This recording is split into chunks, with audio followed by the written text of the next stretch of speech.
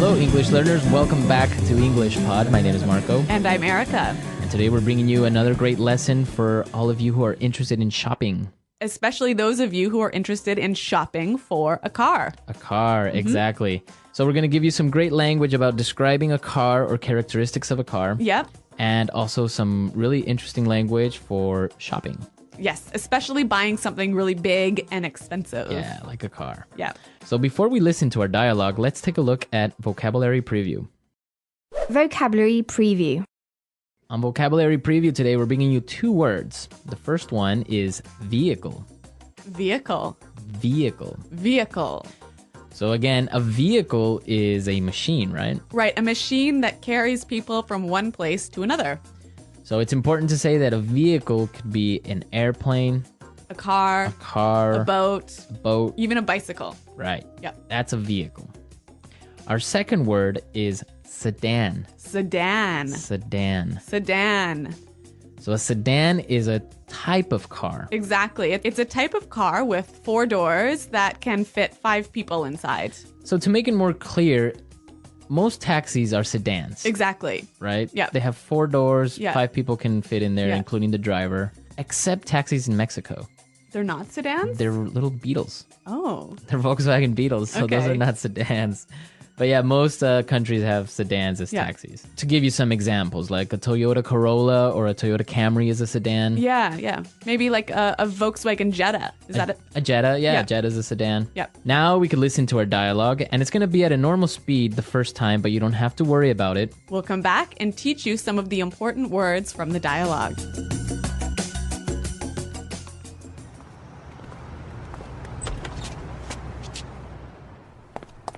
Hi there, can I help you folks? I'm just browsing, seeing what's on the lot. My daughter wants a car for her birthday. You know how it is. Dad, I'm 16 already, and I'm like the only one at school who doesn't have a car. She's right, you know. Kids these days all have cars. Let me show you something we just got in. A 1996 sedan. Excellent gas mileage. It has dual airbags and anti-lock brakes. A perfect vehicle for a young driver. Dad, I love it. It's awesome. Can we get this one, please? I see. What can you tell me about this one? Oh, that's just an old World War II tank that we use for TV commercials. Now about this sedan. Whoa, wait a minute. Tell me more about this tank. Well, sir, if you are looking for quality and safety, then look no further. 3 inches of reinforced steel protect your daughter from short-range missile attacks. Does the sedan protect her from missile attacks? It does not. Well, I don't know. Let me sleep on it. Did I mention the tank is a tank? I'll take it. Dad!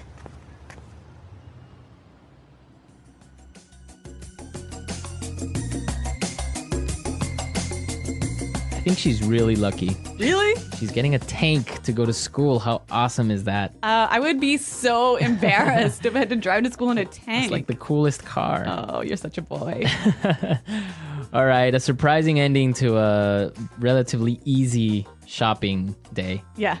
Let's take a look at some language that we saw in our dialogue on Language Takeaway. Language takeaway. We have 4 words for you today. The first one is gas mileage. Gas mileage. Gas mileage. Gas mileage. So gas mileage is how many miles you can travel on a gallon or liter of gasoline. Well, you know what's interesting? In some English-speaking countries like Australia, New Zealand, Canada, we use kilometers to measure Right. distance, but we still talk about gas mileage. Yeah. I guess you can't say gas kilo mileage No. or something like that. But yeah, it's basically how many kilometers or how many miles you can travel on a tank or on a liter or gallon of gas. Exactly. Okay. The next word is airbags. Airbags. Airbags. Airbags. These are like big bags of air that fill up and come out of the car when there's a crash. Right. So that way you don't hit your head against Yeah. the steering wheel or Yeah. something like that. So they protect you. Right. I've heard that Volvo has like 18 airbags now in their cars. They are very safe cars, you know? It's like a big balloon. Uh-huh. Okay, our third word today is brakes. Brakes. Brakes. Brakes. So what are brakes? Brakes are what are brakes? Brakes are what make your car stop. Okay, so they're the little machines maybe that stop your car? Yeah, they're on the wheels. Yep. They make your car stop. Uh-huh. You have brakes on your bike, Yes. on your car, etc. Our last word today on language takeaway, reinforced. Reinforced. Reinforced. Reinforced. So we have some examples of how we use reinforced because it's a little bit weird. Yeah, these will help you understand the meaning. Example 1.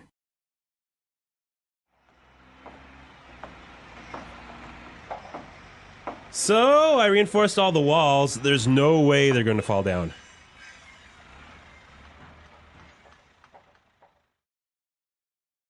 Example 2.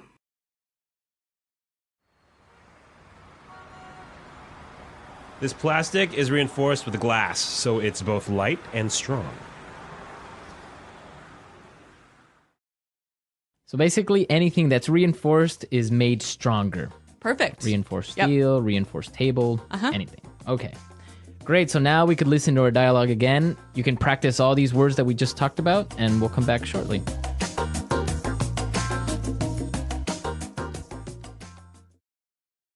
Hi there. Can I help you folks? I'm just browsing, seeing what's on the lot. My daughter wants a car for her birthday. You know how it is. Dad, I'm 16 already, and I'm like the only one at school who doesn't have a car. She is right, you know. Kids these days all have cars. Let me show you something we just got in. A 1996 sedan. Excellent gas mileage. It has dual airbags and anti-lock brakes. A perfect vehicle for a young driver. Dad, I love it. It's awesome. Can we get this one, please? I see. What can you tell me about this one? Oh, that's just an old World War II tank that we use for TV commercials. Now, about this sedan. Whoa, wait a minute. Tell me more about this tank. Well, sir, if you are looking for quality and safety, then look no further. 3 inches of reinforced steel protect your daughter from short-range missile attacks. Does the sedan protect her from missile attacks? It does not. Well, I don't know. Let me sleep on it. Did I mention the tank is a tank? I'll take it. Dad!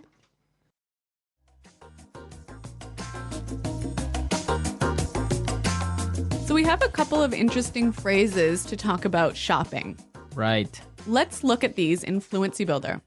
Fluency Builder. The first one today is I'm just browsing. I'm just browsing. I'm just browsing. I'm just browsing. This is a really useful phrase because usually salespeople will come up to you and ask you, can I help you? Are you Yep. interested in something? Yeah. And you're just looking. So Yeah, you don't really want to buy today. Right. So yeah. you're just, I'm just browsing. So then they'll just leave you alone. And Yeah, they won't bother you as much. Yeah, it's a good phrase. Another good phrase. Sleep on it. Sleep on it. Sleep on it. Sleep on it. So we have some examples of how we use sleep on it. Example 1. I don't know if we should buy that house. It's perfect for us, but it's so expensive. Let's sleep on it.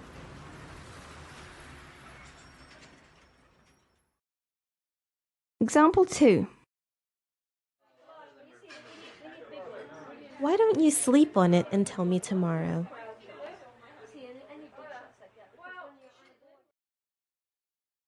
Example 3. This is a bit more than what I can afford. Let me sleep on it. To sleep on it means to Like to think about it overnight. think about it, Yeah. right? So maybe you want to buy this really expensive car, But you need to think about it. right? So you'll sleep on it. So yeah, you go home, sleep on it, think about it twice, and then make a decision. Exactly. Okay, great words and great dialogue. So yeah, I love this dialogue. yeah, it's kind of funny. So we could listen to it again and then we'll come back and talk a little bit about it.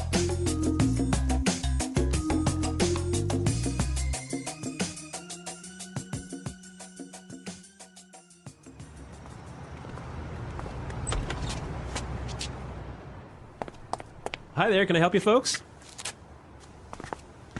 I'm just browsing, seeing what's on the lot. My daughter wants a car for her birthday. You know how it is.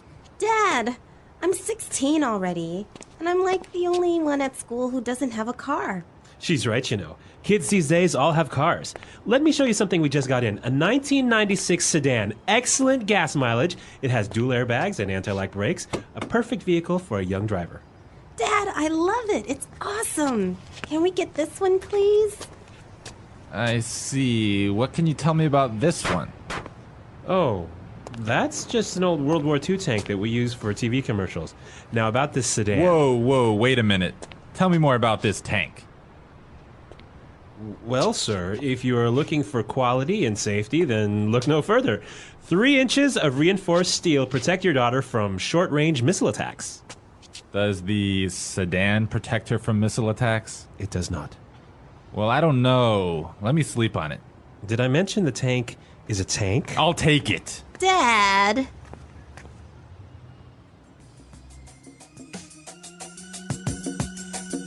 So, Marco, have you ever driven a tank? Well, I mean, I know you're in the army, so yeah, actually I did. I did drive a tank before. Really? Really old one, kind of like a Really? World War II type tank. But yeah, they're really fun and interesting. It's not like driving a normal car. You have pedals and so you there's have, no steering wheel. no. You have levers, Yeah. and what many people don't know is that actually tanks are manual transmissions. You have to change gears, Oh, really?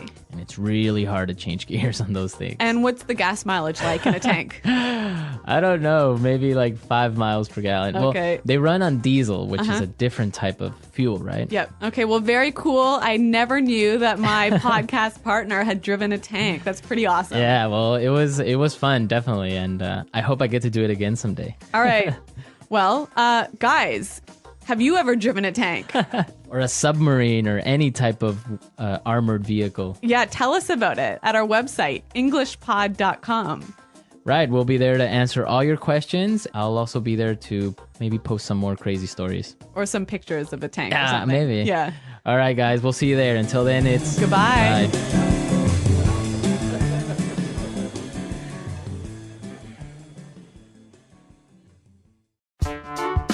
The English Pod Audio Review. Listen to the meaning, then say the vocabulary word. Look around to see if anything is interesting.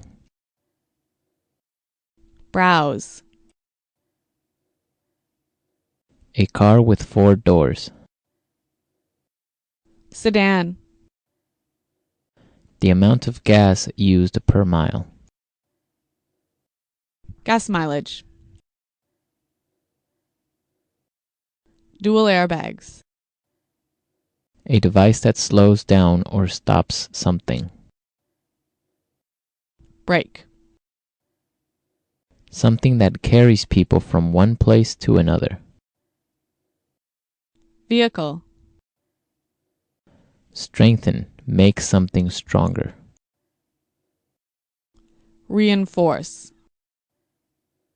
Think about something further and make a decision later.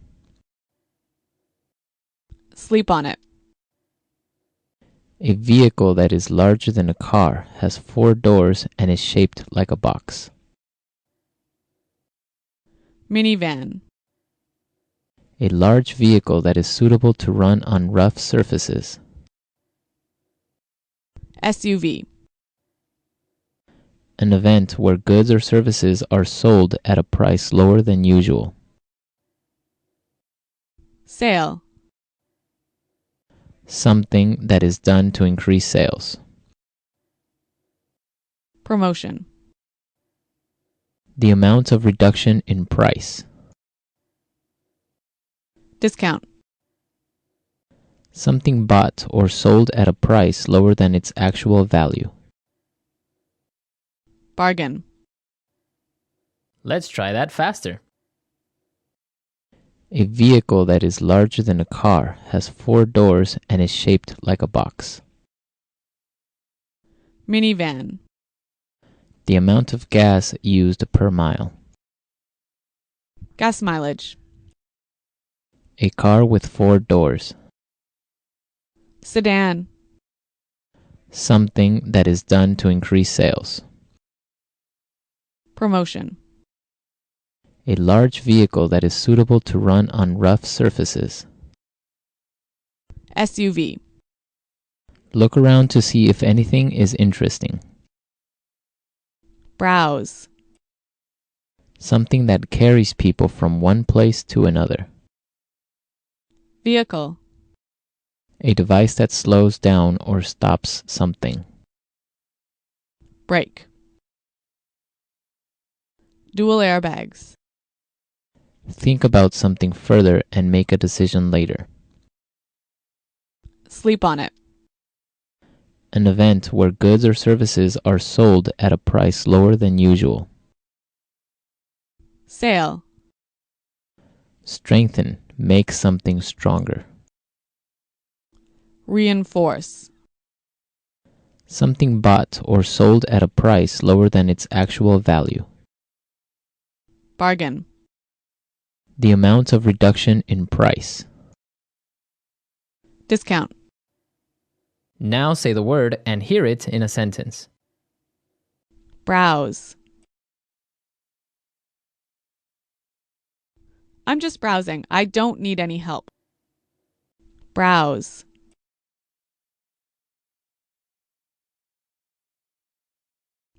Lena was browsing through the department store when she saw Tom. Browse.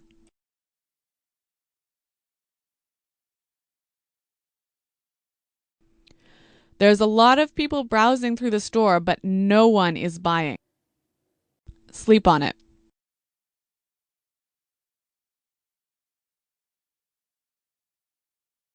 I don't know if we should buy that house. It's perfect for us, but it is so expensive. Let's sleep on it. Sleep on it. Why don't you sleep on it and tell me tomorrow? Sleep on it. This is a bit more than what I can afford. Let me sleep on it. Vehicle. There were a lot of vehicles on the road today. Vehicle. 3 vehicles were involved in the accident. Vehicle.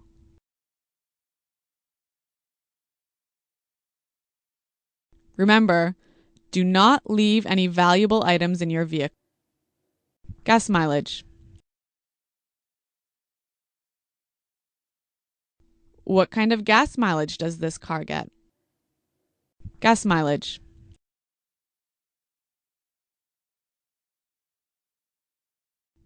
The gas mileage is great. The car gets 30 miles to the gallon. Gas mileage.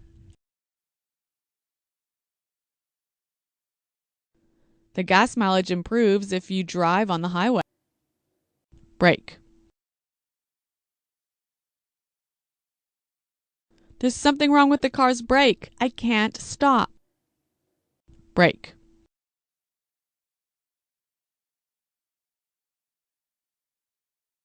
Make sure you get your bike's brakes checked. I don't want you to get in an accident. Brake. The brakes didn't work and he crashed into a tree. Reinforce.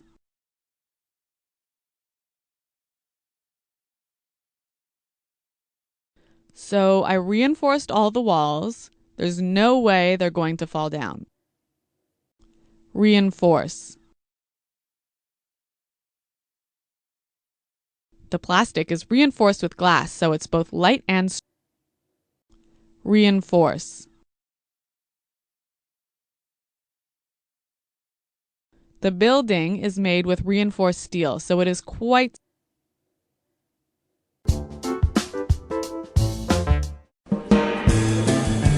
Hello, everyone. Welcome back to English Pod. My name is Marco. And I'm Erica.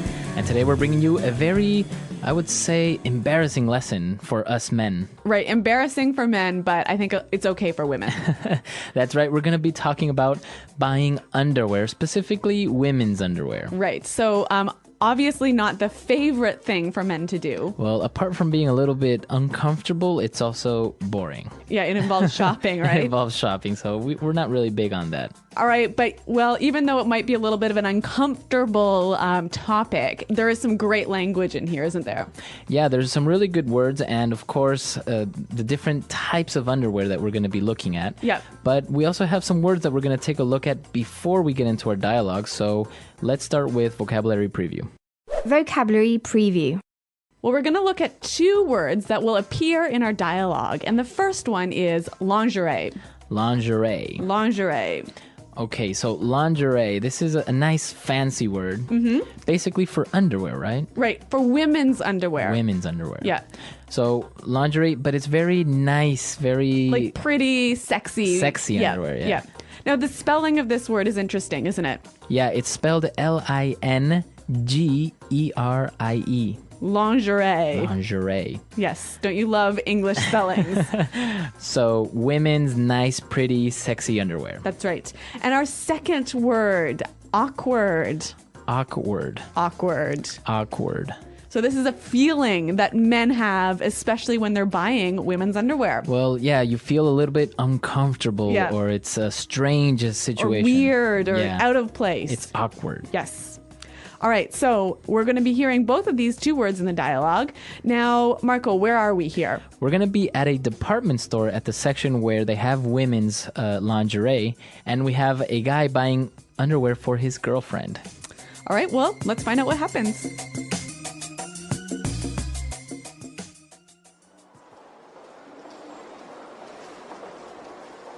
This sucks. I hate buying lingerie.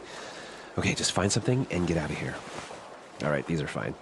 Oh, no, don't come over here. Don't come over here. You look a little lost. Can I help you? I'm just having a look around. It's my girlfriend's birthday tomorrow. I'm trying to find her something. Well, you can't give her granny panties. Have you thought about getting her some sleepwear? We've got these lovely silky nighties, or how about some nice panties and a bra set? Look, here's a nice satin push-up bra, and you can choose a few different styles of undies to go with it. Sure, that's fine. This is so awkward. What ones do I pick? What size is she?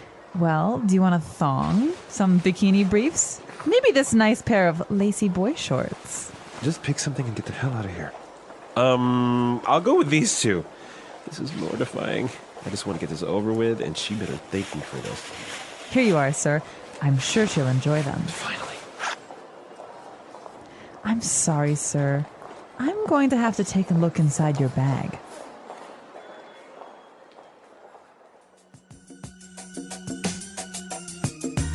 Oh, the poor guy. I totally feel bad for him. Yeah, he was really nervous, and of course, it was very uncomfortable for him. I know, and then the security guard shows up. Exactly.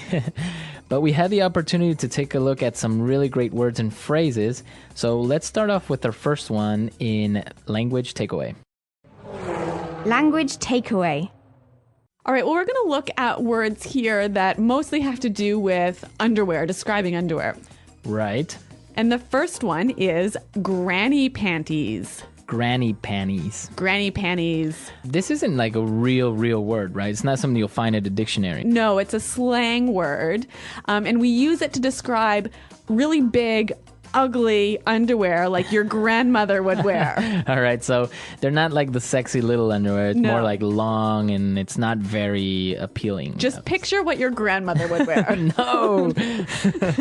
All right, so granny panties. So obviously, this guy doesn't want to be buying any of those, but the saleswoman suggests that he try some sleepwear. Sleepwear. Sleepwear. Sleepwear. Okay, so sleepwear. Obviously, clothes you wear when you're sleeping. Now, this is really interesting because men aren't really that complicated when it comes to sleeping. Just throw on a t-shirt and that's it. Well, obviously for women, there are more options and more different things you can choose from. So Okay. it's a whole separate category for I know. women. Even when you're sleeping, you must wear something nice. Yes. One type of sleepwear is silky nighties. Nighties. Nighties. Nighties. Okay, so a nightie. It's basically a dress that you wear when you sleep. Okay. Now the pronunciation is interesting because the first 5 letters are night, Right. right? But you don't say night. You don't say nighty. You say nighty. Yeah, you make the T a D. Nighty. Now she offered him some silky nighties. Right. So silky. Obviously, we know silk is a Right. soft, shiny fabric, right? Right. So when something is silky, it's either made from silk or it's Similar. soft and shiny. Okay, so Yep. some silky nighties, very soft, shiny nighties. Exactly. Okay. What about our next word? Well, the sales girl offers different styles of undies. Undies. Undies. Undies. So undies is an interesting word. It's basically short for underwear. Underwear, okay. So you can just call underwear undies. Yes. But I think you mostly use this when you're talking about women's underwear. Oh, really? I mean, I don't know if I would say undies when I'm talking about men's underwear. No, I don't think so. Maybe children's underwear. Yeah, for children. For Yep. children, right? Yep. Okay. All right, so we saw some of the different types of clothing, but now let's take a look at this interesting adjective, mortifying. Mortifying. This is mortifying. Mortifying. Okay, so when something is mortifying, Well, I think we've got some examples to show you what that is like. Example 1. And then I fell in front of everyone. It was mortifying. Example 2. I was completely mortified when I realized what I had done. Example 3. It must have been mortifying for her when she realized that her underwear was showing. so basically it's very embarrassing. Super embarrassing. You want to die almost. Yep. Okay. Which is interesting. I mean, mort. Right? From death, French. right? Yeah. Interesting. All right. Well, etymology here at English Pod. All right, so some interesting. Okay, so we saw the different types of underwear. We saw this really great word for when you're really embarrassed. So now let's take a look at some of the phrases that you would use when you're really embarrassed in Fluency Builder. Fluency builder. All right. Well, we have 2 phrases to look at here. The first one, get the hell out of here. Get the hell out of here. Get the hell out of here. Okay, so if I say I want to get the hell out of here, You want to leave this place really quickly. really quickly. Yep. Just, I want to leave. Right now. Now, when you're using this phrase or this sentence, get the hell out of here, is it really polite? No, of course not. It's impolite. Okay, so it's it's really negative. Very negative and informal, right? Yep. So you would use this maybe with your friends or, like in this case, think it to yourself. Yes, but it's not a good idea to use with your boss or your mother. All right. Yeah. Okay. I guess sometimes depending on the tone you use, how you say it, you can sound really angry, right? Definitely. Right? Okay. All right, well, let's listen to some examples. Example 1. This place is scary. Let's get the hell out of here. Example 2. What are you doing in my house? Get the hell out of here. Example 3. We were at a friend's party and all of a sudden her parents arrived. We got the hell out of there as quickly as possible. All right. So get the hell out of here. Get the hell out of here. Now let's take a look at our last phrase for Fluency Builder.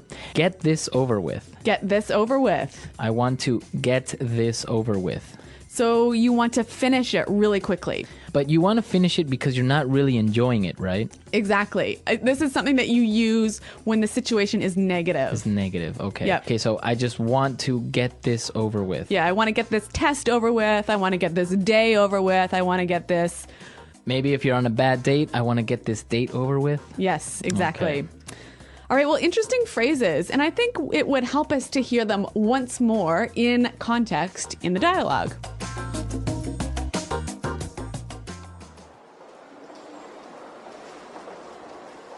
This sucks. I hate buying lingerie. Okay, just find something and get out of here.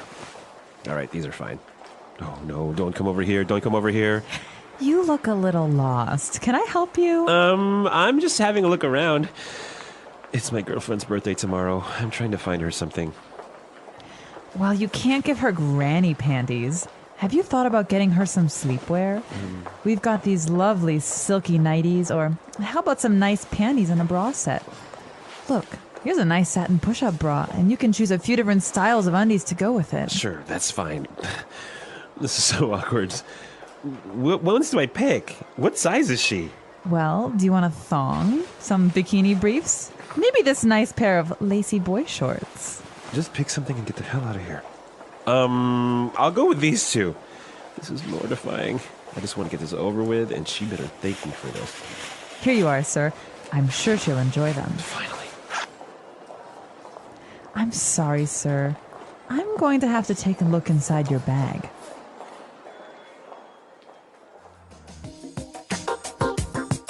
All right, so I guess this situation is very common. Men either having to shop for this type of article for their girlfriend or wife because it's their birthday. Yep. Or sometimes we get dragged into a store to buy this So you're stuff. shopping with your girlfriend and she's going to make you go look at underwear with her.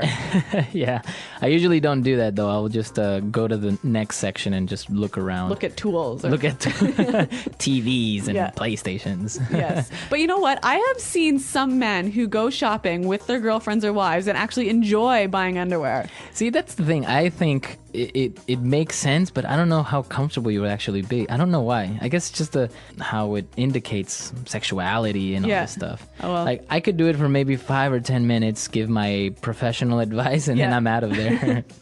All right. Well, maybe those guys who look like they're enjoying themselves are just really talking in their heads, telling themselves how much they hate this. Exactly. Maybe they're just They're pretending. pretending or listening to their iPod. Well, tell us, guys, I know we've got a lot of male listeners. Tell us what you think.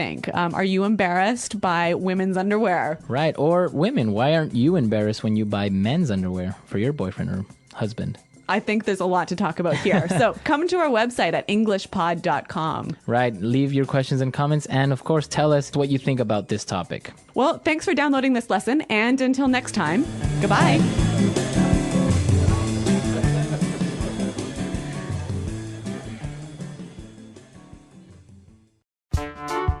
The English Pod Audio Review. Listen to the meaning, then say the vocabulary word. Women's underwear. Lingerie.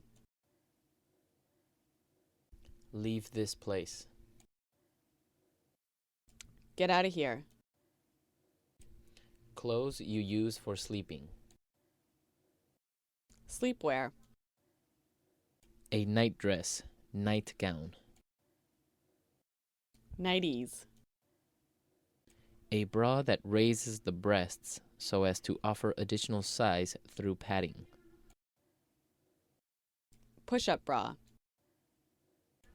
Informal way of saying underwear.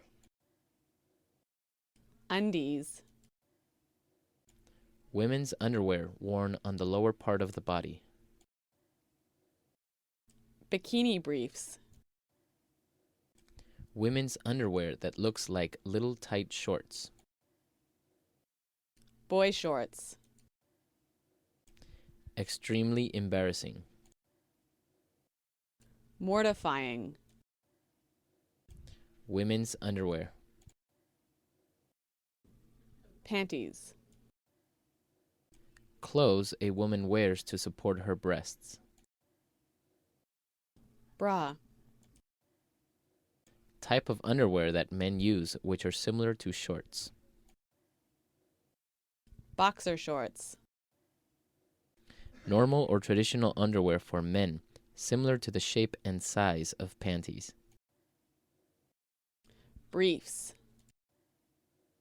A term used to describe when a person is not wearing any underwear. Going commando. A garment worn under the clothing used to mold and shape the torso into a desired shape for aesthetic or medical purposes. Corset. British English, same as panties. Knickers. Let's try that faster. British English, same as panties. Knickers. Women's underwear. Lingerie. Type of underwear that men use which are similar to shorts. Boxer shorts. Women's underwear. Panties.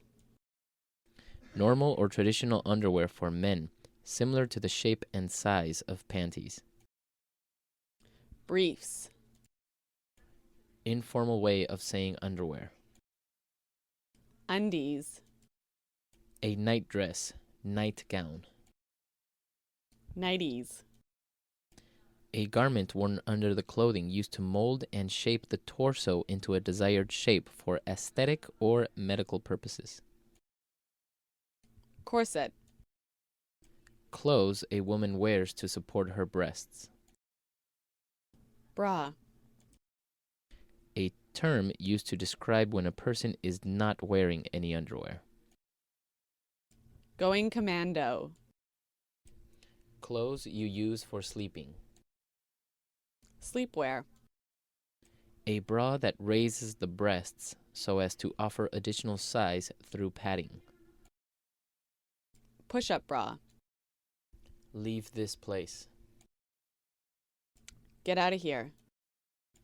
Women's underwear worn on the lower part of the body. Bikini briefs. Women's underwear that looks like little tight shorts. Boy shorts. Extremely embarrassing. Mortifying. Now say the word and hear it in a sentence.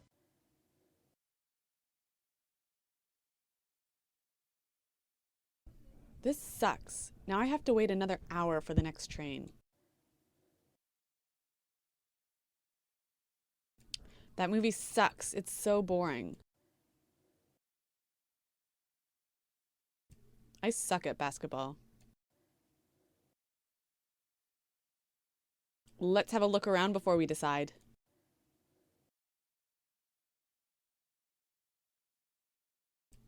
I don't know what I'm gonna get. I haven't had a look around yet.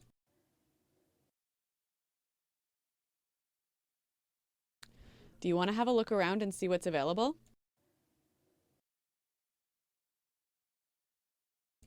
I don't like lacy dresses.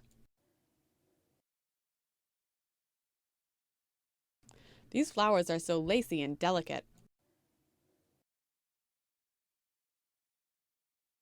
It's too lacy. I don't like it. Mortifying.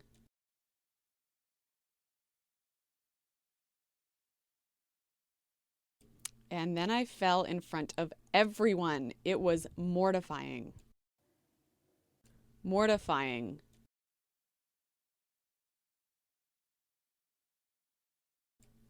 I was completely mortified when I realized what I had done. Mortifying.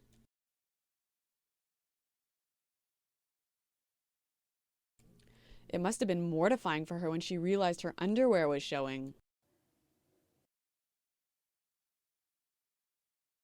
All right, let's get this over with and go home.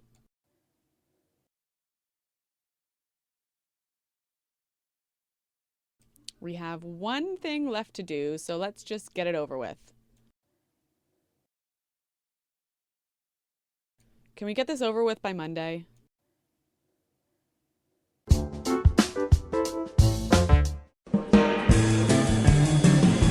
Hello, English learners. Welcome back to English Pod. My name is Marco.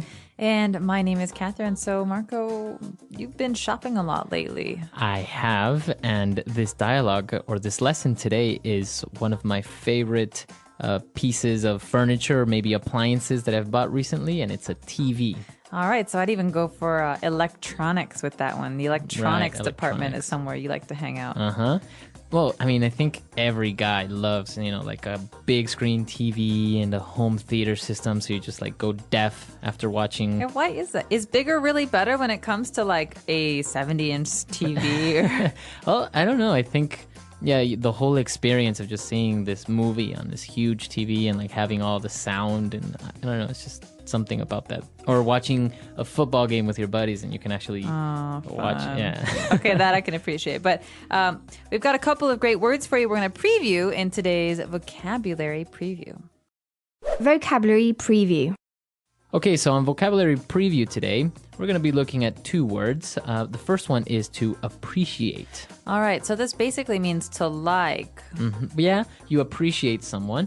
But in this context, to enjoy or take advantage of something. So maybe you hear this with a couple, 2 people who are fighting, and the girl says to the guy, "You don't appreciate me." Mm-hmm. So he doesn't really care about her in the way that she wants him to. Or you could say this about a TV, for example. "I can't appreciate my PS3, my great, awesome console, my gaming system, because my TV is not good enough." Or big enough. Or big enough. Mm-hmm. Or big enough. So this means that it could be a lot better if I just bought a better TV. Right. And if you buy a better TV, then you basically are upgrading or to upgrade. Okay, so this verb, to upgrade, means to go from something that's okay to something that's better. Mm-hmm. Exactly. So in previous lessons, we've seen to get a complimentary upgrade, for example, on a flight or in a hotel. I like that. Well, you can also get an upgrade on a computer. You say, well, my computer's from 1994. I really need to get an upgrade. Yeah, for sure. So to upgrade. Now, we're going to be listening to this dialogue for the first time. We're going to be buying a TV. So let's listen.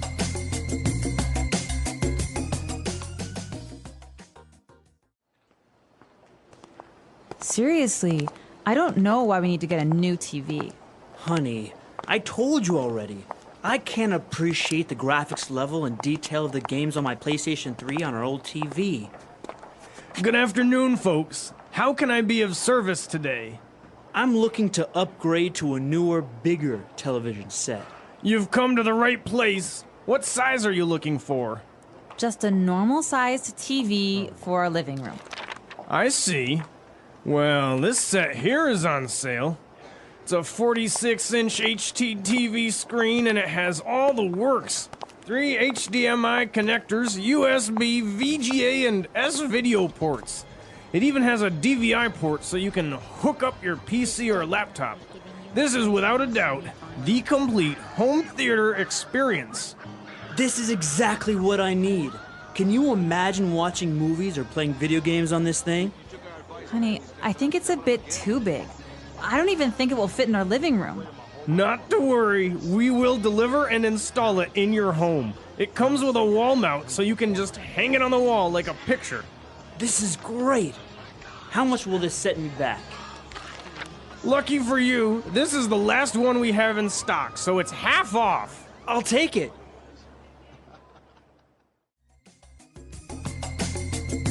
All right, so I'm going to have to defer to you, Marco, on some of these words in today's language takeaway because they're all about TV specifics.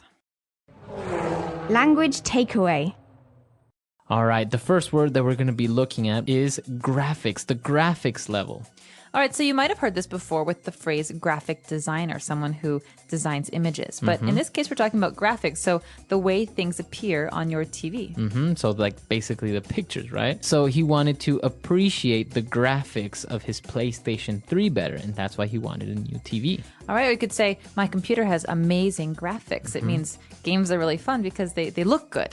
Or this game has amazing graphics, so the game has, places or scenery that looks really, really real. All right, so graphics. But some kinds of TVs are made to provide those wonderful graphics, and those are called HD TV. Right, an HD TV, or that's an acronym for high definition television. All right, and I heard some actors and actresses were complaining about HD TV because the picture quality is so good that you can see all of the little problems on their face, the little The wrinkles and the pimples and the scars. So be careful because one day we're going to be able to see way too much. Exactly. So on high definition television, that's basically what you get is better definition, better level of graphics. So more pixels per inch. You can see a lot more clarity. Right. So an HD TV. The next thing we're talking about is actually kind of related to the back part of your TV where you plug things in. Sometimes it's on the side, sometimes it's on the back. Well, there are different names for different kinds of plugs. So today we're going to talk about two of those. One of them is USB. Right. This TV has a USB port, which basically stands for Universal Serial Bus. All right. So a port is a place where you plug something in. Your computer has a lot of ports as well. But USB is maybe more common for people who have iPods or computers because this is how we normally connect things to our computers. So in this case, this television, you could connect maybe your iPod and reproduce videos or pictures onto the TV. Awesome. Or in the second case, we have a DVI port. So DVI, you're going to have to tell me about this one, Marco, because I'm not so sure. Well, a DVI is basically a digital video input. So basically you can connect your computer to the TV and see what's on your screen. Nice. And so if you have a bunch of movies stored on your computer, you can just plug it into the TV and watch. Or you can even navigate the internet on a big screen TV. Cool. Yeah. All right. So what are these three HDMI connectors? All right. Well, this is a new technology. Basically, you know how before you used to get your DVD player, your VHS, and you had three cables, two for sound and one for video? Yeah, the red, yellow, and white cables. Exactly. So with this new type of cable or technology, with one cable, it takes all the information to the TV. So just one cable for everything. Oh, nice. Because my problem is I always used to put the wrong cable in the wrong port. So I'd have the red cable in the yellow port. And then I'd say, where's the video? I can't see. All I can do is listen. Yeah, it happens. With this, now it's easy. And well, it's a little bit more organized because I remember I used to have a TV and I had a lot of different things connected to it. It was just this big spider web in the back with all these cables. So an HDMI, high definition multimedia interface connector. And what else do we have? Well, the last thing we're talking about is actually the place to put your TV. So a lot of people now are putting their TVs on walls like paintings because these TVs are so thin. So we call this a wall mount. So a mount. To mount something is also a verb, right? Yeah, it means to put something up or to hang something up. So many people like to mount their trophies to show off. Very good. So this is what we're doing with the TV. We're going to mount it on the wall like a painting. Cool. So those are our words for language takeaway. Let's take another listen to today's dialogue, but we're going to slow it down this time and really figure out what's going on. Seriously, I don't know why we need to get a new TV. Honey, I told you already. I can't appreciate the graphics level and detail of the games on my PlayStation 3 on our old TV. Good afternoon, folks. How can I be of service today? I'm looking to upgrade to a newer, bigger television set. You've come to the right place. What size are you looking for? Just a normal-sized TV for our living room. I see. Well, this set here is on sale. It's a 46-inch HT TV screen and it has all the works. 3 HDMI connectors, USB, VGA, and S-video ports. It even has a DVI port so you can hook up your PC or laptop. This is without a doubt the complete home theater experience. This is exactly what I need. Can you imagine watching movies or playing video games on this thing? Honey, I think it's a bit too big. I don't even think it will fit in our living room. Not to worry, we will deliver and install it in your home. It comes with a wall mount so you can just hang it on the wall like a picture. This is great. How much will this set me back? Lucky for you, this is the last one we have in stock, so it's half off. I'll take it. All right, so now we're going to be taking a look at 3 different phrases that we saw in this dialogue in Fluency Builder. Fluency Builder. All right, this first phrase is definitely one that I use a lot. We can talk about food, we can talk about electronics, we can talk about most different things, but the phrase here is the works. He's getting the works. All right, that means any option he could get, any possibility, he wants it all. Right. So if you're getting a new car, for example, right? You're getting the high definition sound system, you're getting nice tires, leather seats, you're getting the works. All right, or if you're getting a hamburger and you want the works, you're getting it with cheese and lettuce and tomato and pepper and bacon. And, it means every option, you're getting it all. The works. So I think this word is so versatile that we should maybe listen to some more examples. Example 1. The bridegroom was wearing a morning suit, top hat, gloves, the works. Example 2. He spent over $10,000 on his home theater system. He got all the works. Example 3. I bought a new car with all the works. Magnesium rims, custom paint, and leather seats. So now that we've seen the works on the home theater system, he needs to hook it up. All right, so this is an important part and a very exciting part of a new purchase. So when you buy something, you have to hook it up. That means you have to plug things together. Okay, so we plug things into the wall for electricity, but also hook up maybe those cords you were talking about earlier, that HDMI connector. That's called hooking up or connecting. So you would hook up your DVD player to your television. All right, I could ask you, did you hook up those new speakers to your big TV yesterday? Very good, right? All So right. to connect. It's another way of saying to connect. And finally, the big event when you're buying something is the end, when you have to actually pay. And this guy is a little bit worried that the things he wants cost a lot of money. So he asks a really great question. Yeah, he said, how much will this set me back? Okay, this sounds a little weird at first because you could just say, how much will this cost? But he's speaking in a very colloquial way, very familiar. And he says, how much will this set me back? Right. So how much will this cost me? So how much am I actually going to spend? So it's just a different way of saying how much does it cost. But it's, like you say, more colloquial. It's a lot more native-like. Exactly. And so if you're writing your paper, you don't want to write this, this will set you back $500 in economics, but we'd say this in spoken language in our normal daily lives with friends. So why don't we listen to a couple more examples of set me back? Example 1. This unexpected expense is going to set us back a couple $1,000s. Example 2. That fancy dinner at the restaurant last night really set us back. Example 3. I feel guilty about buying this coat. It set me back over $300. All right, great. So now that we've taken a look at those great phrases and with some good examples, why don't we listen to this dialogue one last time?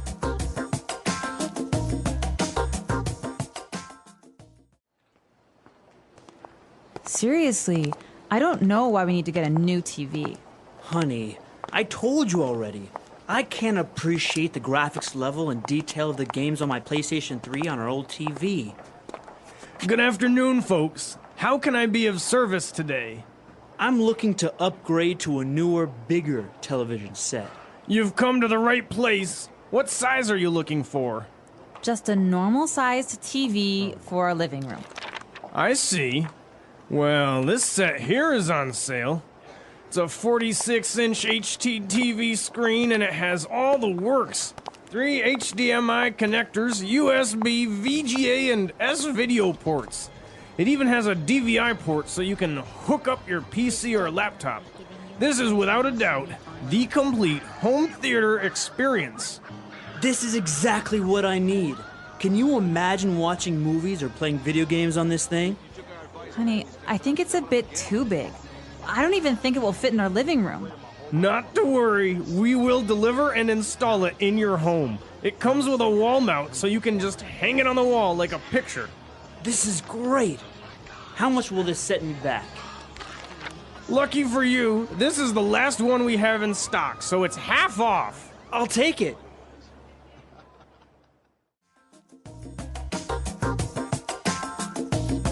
Okay, so a big TV, I don't know, I think it's just a great thing to have at home. Not to, spend too much time in front of the TV, but it's good to sit down and watch a movie. It's nice because, now there's so many different things you can do with it. You can hook up your computer, you can buy a projector, you can play your PS3 or your Wii.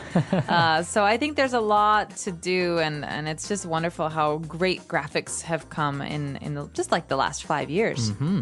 What do you think about having a television set, for example, in the bathroom? I would say it's a really bad idea, but I think if I have a bathtub, I think it'd be really cool. What about, some people don't like having a television set in their bedroom? I agree with this. Why? I agree.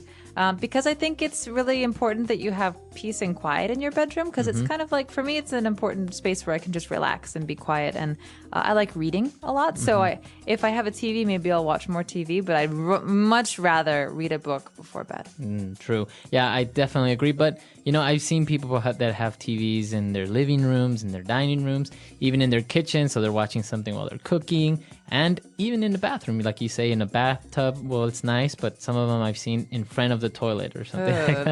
No. Well, I would say that the one in the kitchen is nice because if you spend a lot of time in the kitchen, you can watch the news while you're cooking, or you can actually watch cooking shows and try and practice. Or soap operas. Or soap operas. So I guess it depends on the person. It depends on how much you watch TV. But I'm curious to know what our listeners have to say about TVs and big electronics purchases. Right. So come to our website, englishpod.com. If you have any questions or any doubts regarding the lesson or any suggestions, you can let us know. Otherwise, we'll be there to just talk and practice that English. And of course, send us your suggestions for future lessons. We love to know what you're interested in learning about. All right. We'll see you guys there. All right. Bye, everyone. Bye.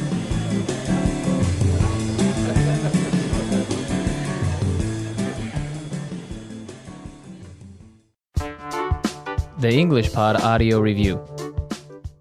Listen to the meaning, then say the vocabulary word. A machine for projecting an image onto a screen or other surface. Projector. To be grateful for something. Appreciate. To connect an appliance to an electrical outlet. Plug in. Get something better, more modern, or more useful. Upgrade. A device that converts electrical signals into sounds loud enough to be heard at a distance. Speaker. A device used to control an apparatus or machine from a distance. Remote control. A television service in which the subscriber's television is connected to a central receiver by cable. Cable television. Cost. Set me back. To connect. Hook up. The best things offered. The works. Let's try that faster. To be grateful for something. Appreciate. A device that converts electrical signals into sounds loud enough to be heard at a distance. Speaker. The best things offered. The works. A machine for projecting an image onto a screen or other surface. Projector. Get something better, more modern, or more useful. Upgrade. A television service in which the subscriber's television is connected to a central receiver by cable. Cable television. To connect. Hook up. A device used to control an apparatus or machine from a distance. Remote control. To connect an appliance to an electrical outlet. Plug in. Cost. Set me back. Now say the word and hear it in a sentence. Appreciate.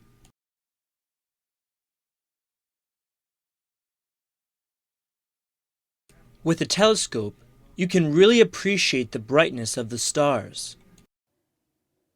Appreciate. I really appreciate your help during these tough times.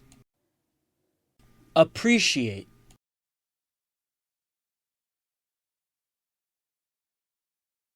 You have to listen and focus to appreciate classical music. Upgrade.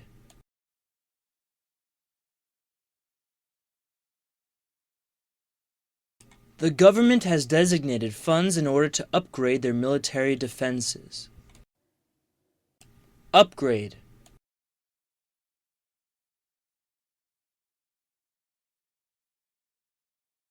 My computer is old and slow. I think I need to upgrade it with new components. Upgrade.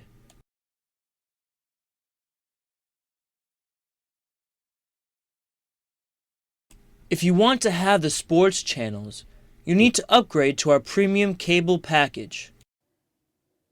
The works.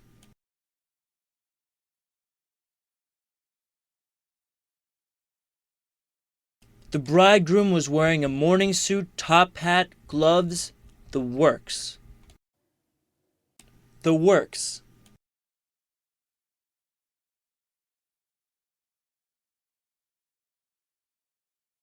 He spent over $10,000 on his home theater system.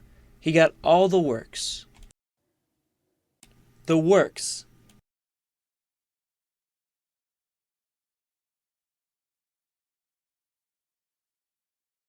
I bought a new car with all the works.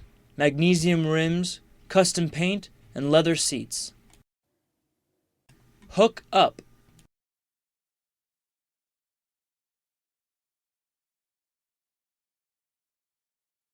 I finally got a Nintendo Wii. Come on, help me hook it up to the TV. Hook up.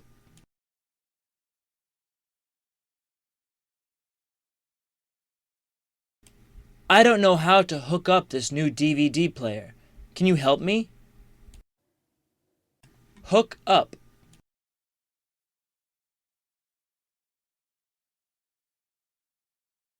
I just hooked up my new HD TV.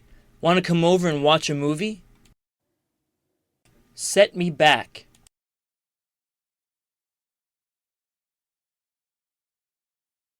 This unexpected expense is going to set us back a couple $1,000s. Set me back.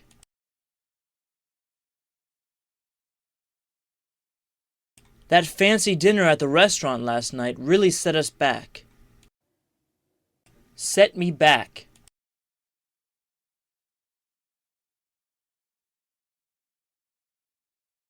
I feel guilty about buying this coat.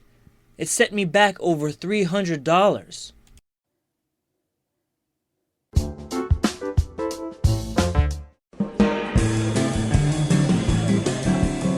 Hello, English learners. Welcome back to English Pod. My name is Marco. And my name is Catherine. So what are we talking about today, Marco? Well, we're talking about one of my favorite topics, which are computers. Yes, you're a little bit of a nerd.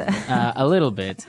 I love computers and technology and everything that's related to it. So that's what we're going to be looking at today. Maybe we're buying a new computer. Well, I anticipate learning something from this because there are a lot of those fancy big words that I don't know that have to do with processors and gigo things. So that's going to be coming up in a minute here. But first, let's just jump right in and take a listen to today's dialogue.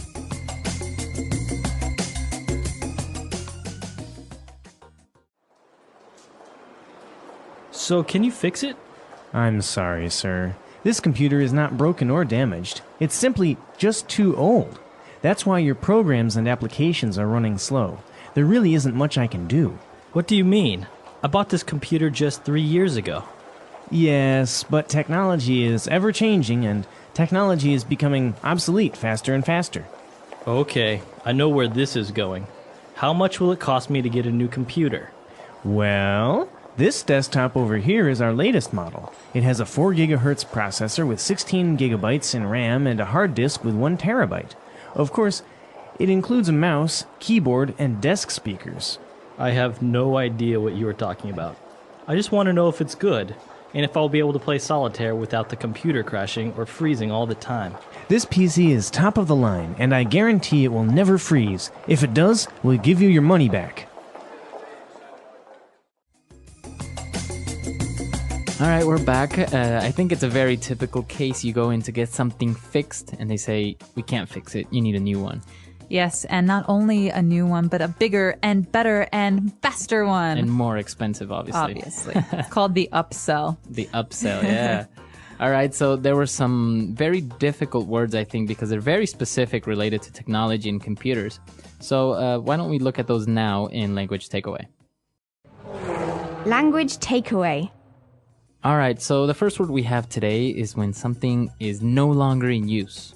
Okay, so this word is obsolete. It's obsolete. Obsolete. And we're not just talking about like, oh, I haven't touched that pen in like 10 years. We're talking about a piece of technology that is no longer useful because there's something else that can do a better job. Right. And actually, not only with technology, we also have words that are obsolete, right? Mm-hmm, exactly. Like thy or thine, you or yours. Classical English. We don't use thy anymore.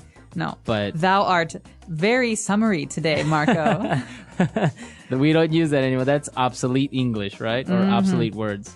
Exactly. So obsolete means it's no longer of use. We have better and newer things in its place. All right. And now moving on, when the salesman was describing the characteristics of the computer, he used some prefixes that were a little bit strange, right? Like, for example, giga. Giga what? Giga. All right. So these are actually prefixes that have to do with numbers. And so this is not just a computer thing. This is a math thing or a science thing. So okay, so we've got 3 different prefixes. A prefix is something we tack on at the beginning of a word. So we have hertz or byte, right? These are little bits of a computer, byte. Right, so you have like megabytes. Megabytes we've all heard before. That's the smallest here. We've got megabytes, but bigger than mega, we've got gigabytes. A giga, yeah. So now, for example, the hard drives are 250 gigabytes. You might even hear someone say gigs. You've got a 250 gig hard drive. Yeah. But what's bigger than giga? Now it's the terabyte. Ooh, tera. It sounds like boom, boom, boom, boom. Yeah, Huge. I actually wondered what would happen after gigabyte, because it's so much information already, and now it's the terabyte. So it's like 1,000 gigabytes. So that's like 200 movies. That's probably more than that. It's amazing the amount of storage you can have and how small it actually is. So mega, giga, tera, going from littlest to biggest. All right.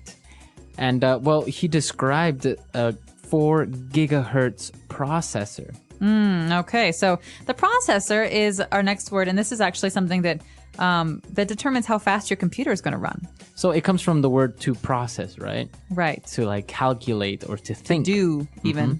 To do. So you have different examples, like a word processor. Right, so it's like Microsoft Word. It allows you to make Word documents. You can also say to process data. You're trying to calculate it. But in this case, a processor is like a little brain that's the center of the computer, and that's where all the information gets processed. Yeah, so it's the brain of the computer, essentially. And the bigger it is, the faster it can go. Exactly. And, well, if you don't have a very good processor, your computer is bound to freeze. Ooh, okay, so freezing is another key word, especially when we're talking about computers. This one drives me nuts. To freeze, it means to stop moving. Right. Right? So, well, it has a couple different meanings. You might have heard it about ice before, but to freeze here, we're talking about stopping moving. So we have a game called Freeze Tag, where if I touch you, you have to stop running. Right. But here we're talking about a computer freezing. I'm moving my mouse and I'm typing, and all of a sudden... It doesn't work My anymore. mouse doesn't move. I can't close or open or do anything. And it's really frustrating. It's especially if you're doing something and you didn't save your work, it's gone. Right? So if your computer freezes, then usually you have to restart it or turn it off or not. So that is about it for those words. But let's take another listen and slow the dialogue down this time so we can catch some of those big words.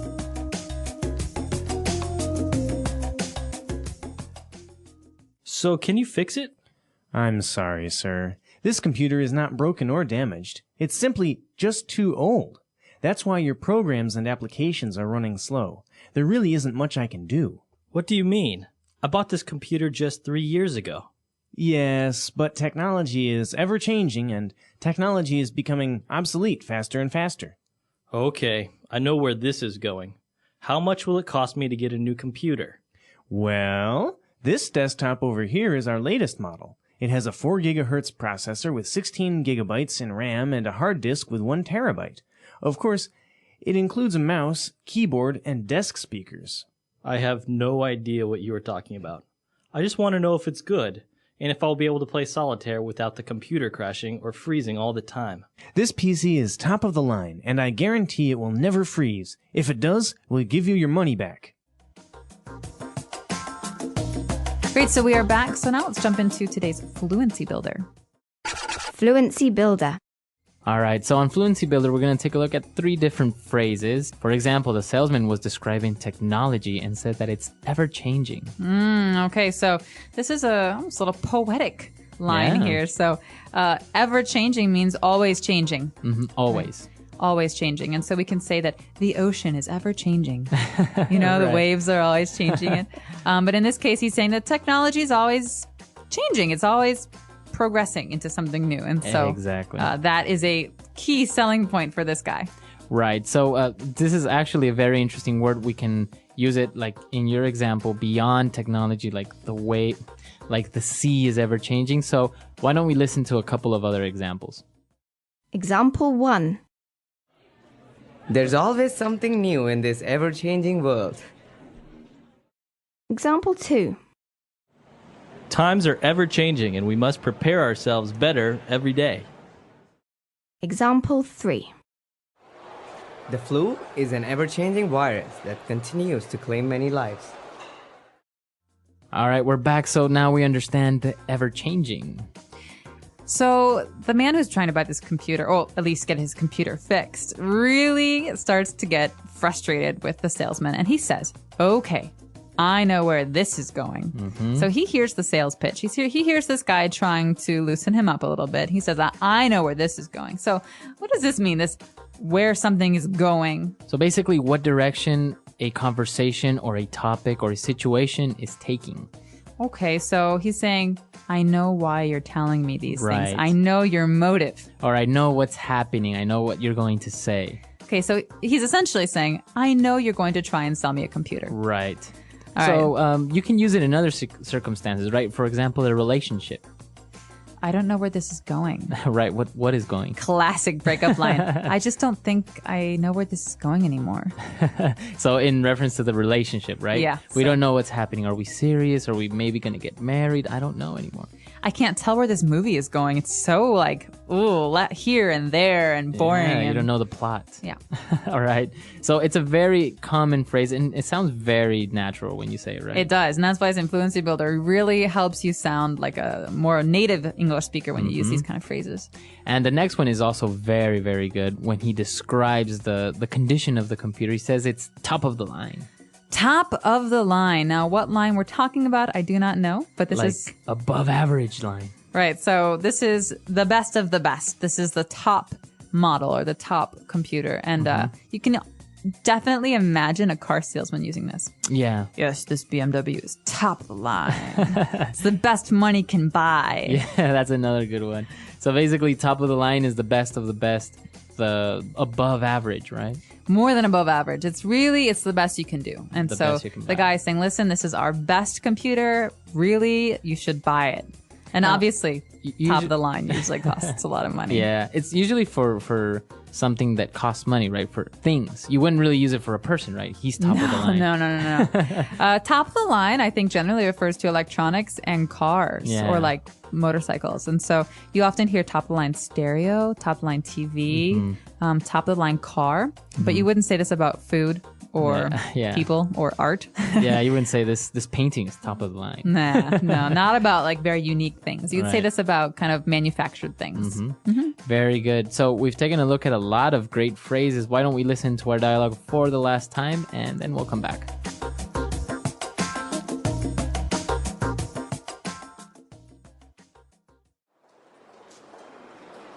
So can you fix it? I'm sorry, sir. This computer is not broken or damaged. It's simply just too old. That's why your programs and applications are running slow. There really isn't much I can do. What do you mean? I bought this computer just 3 years ago. Yes, but technology is ever-changing, and technology is becoming obsolete faster and faster. Okay, I know where this is going. How much will it cost me to get a new computer? Well, this desktop over here is our latest model. It has a 4 gigahertz processor with 16 gigabytes in RAM and a hard disk with 1 terabyte. Of course, it includes a mouse, keyboard, and desk speakers. I have no idea what you are talking about. I just want to know if it's good, and if I'll be able to play solitaire without the computer crashing or freezing all the time. This PC is top of the line, and I guarantee it will never freeze. If it does, we'll give you your money back.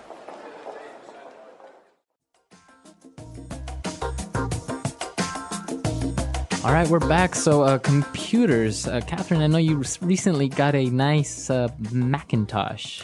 Yeah, I did. It's one of those big screen ones, right? Yeah, it is. It's a desktop, right? So it's not a laptop. And it's got a very fast processor because Macs started using Intel processors a couple of years ago, and that made them much faster. Wow. And this processor actually has 2 cores, right? So basically it has 2 different brains almost within one processor. Which gives it really bad headaches. She complains to me often. Are you a big Mac fan or PC fan? I'm a Mac fan. Really? I've been converted. My roommate in college, my sophomore year, had a Mac, and ever since then, I've really gotten into them. So, really? Yeah, I went Mac and didn't turn back. I still honestly cannot really use a Mac. I get confused. I'm looking for the start button, and I'm looking for where my documents are. It's really hard to change over. Right? Yeah. But once you do, you don't want to change back because everything is so much easier on a Mac. Really? But if you're really into PC gaming, then you should probably stick with the PCs because the games just don't really compare on Macs. But I've heard that also Macs don't really suffer from viruses, right? No, they don't, which is great because I always used to get these viruses that would slow down my computer because, you open some email and all of a sudden there's nastiness on your desktop. Well, now I don't really have that problem. And also there's really wonderful photo editing software and video editing software. Right. So everything's just really easy to find and easy to use. What about you, listeners? Do you prefer the Mac? Do you prefer the PC? Or maybe some of our listeners don't really even like computers? Well, let us know either way. We're very curious to hear what you have to say. And of course, writing on our comments section is great practice for your English. Right. So we'll see you guys there. And until next time. Bye, everyone. Bye.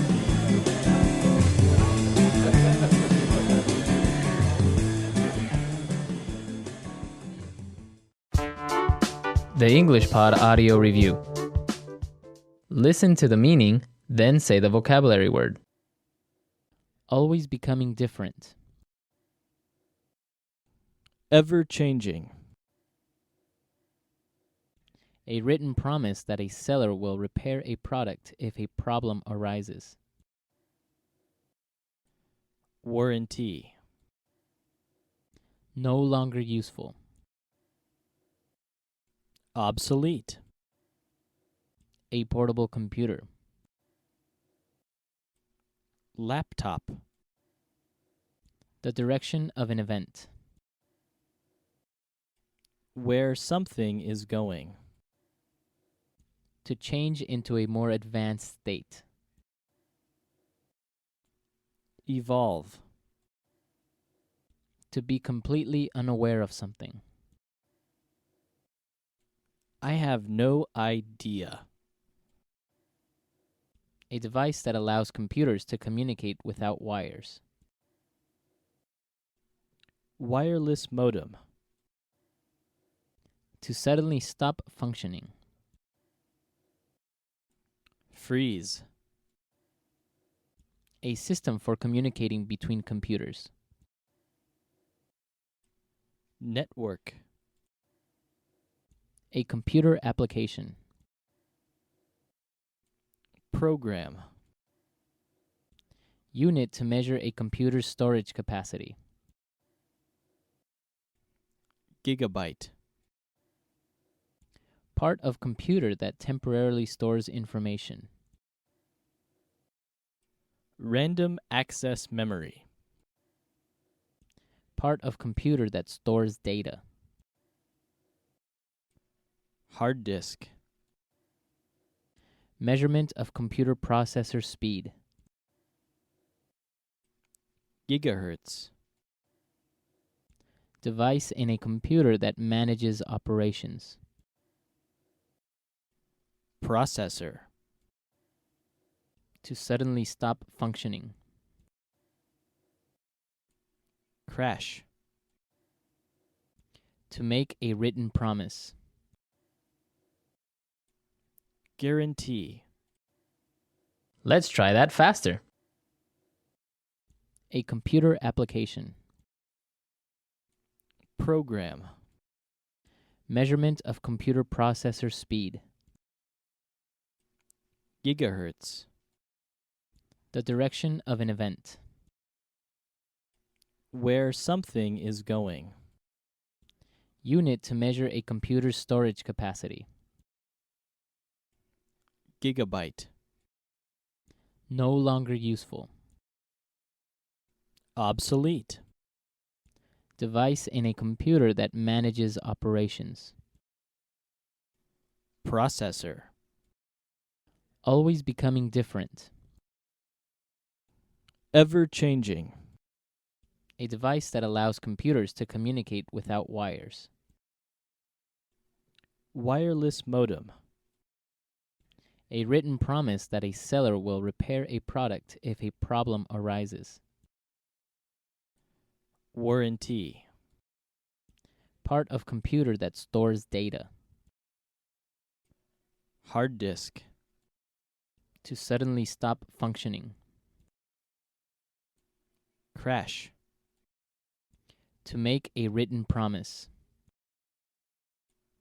Guarantee. Part of computer that temporarily stores information. Random access memory. To suddenly stop functioning. Freeze. A portable computer. Laptop. To change into a more advanced state. Evolve. A system for communicating between computers. Network. To be completely unaware of something. I have no idea. Now say the word and hear it in a sentence. Ever-changing.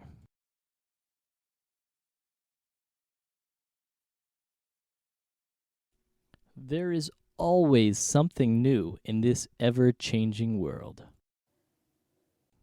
Ever-changing.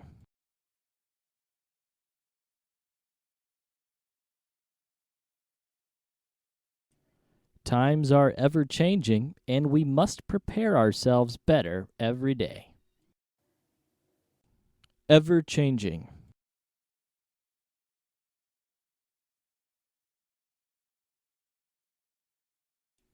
The flu is an ever-changing virus that continues to claim many lives. Obsolete.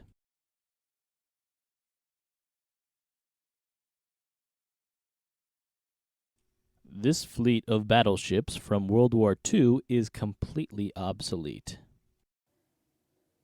Obsolete.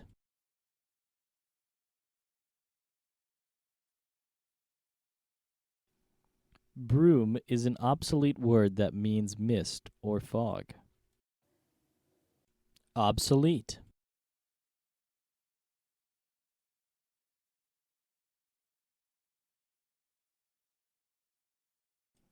A VHS is a device that is practically obsolete nowadays. Who buys tapes anymore? Where something is going.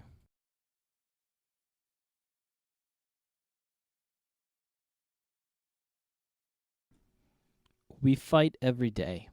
I don't know where this relationship is going. Where something is going.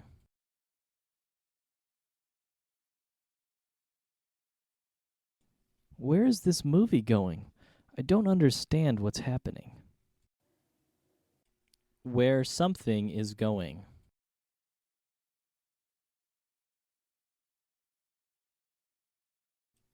You want to do what? Where are you going with this conversation? I have no idea.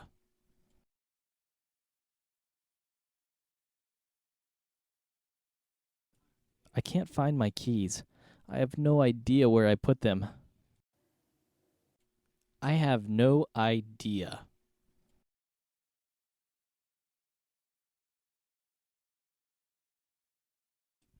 I have no idea where Tom went.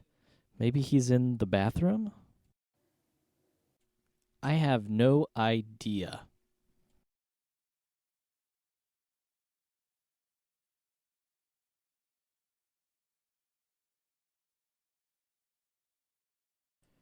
You have no idea how embarrassed I was. I mean, I accidentally burped while presenting my project to the board of directors. Freeze.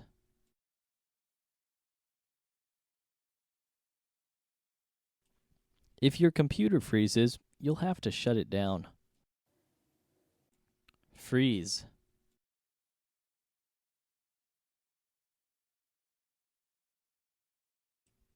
Something is wrong with my mobile phone. It keeps freezing. Freeze.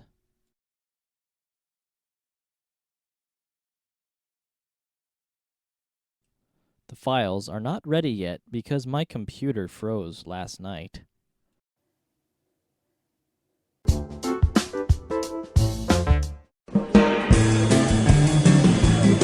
Hello, everyone, and welcome back to English Pod. My name is Marco. And my name is Catherine. So, Marco, what are we talking about here today? Today, we're going shopping again. We go shopping a lot here in English Pod, but this is an upper intermediate level lesson, so we've got some very specific terminology to cover. Exactly. We're going shopping for a digital camera, so we're going to be talking about very specific, maybe a little bit technical vocab related to this very fascinating and expensive product. All right, I'm very excited. I recently purchased a camera, but we won't talk about that yet.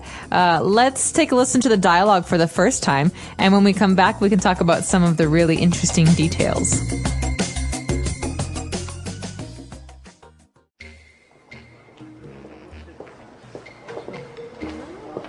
Hello, ma'am. Can I help you find something? Yes, actually. I'm looking to buy a camera. We've got a wide selection. Do you know if you'd like a point and shoot or something a little fancier? Are you shopping for yourself or for someone else? Actually, I'm buying a camera for my husband.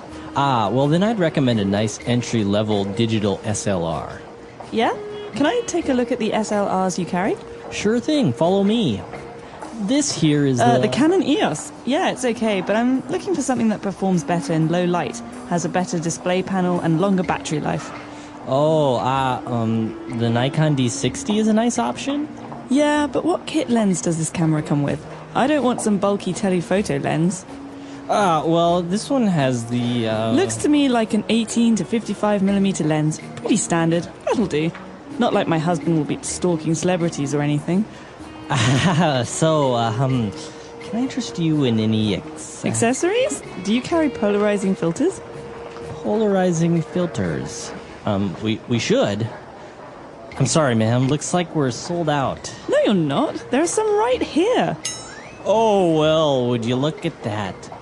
Polarizing filters. Thanks for your help, Ralph. No problem, ma'am.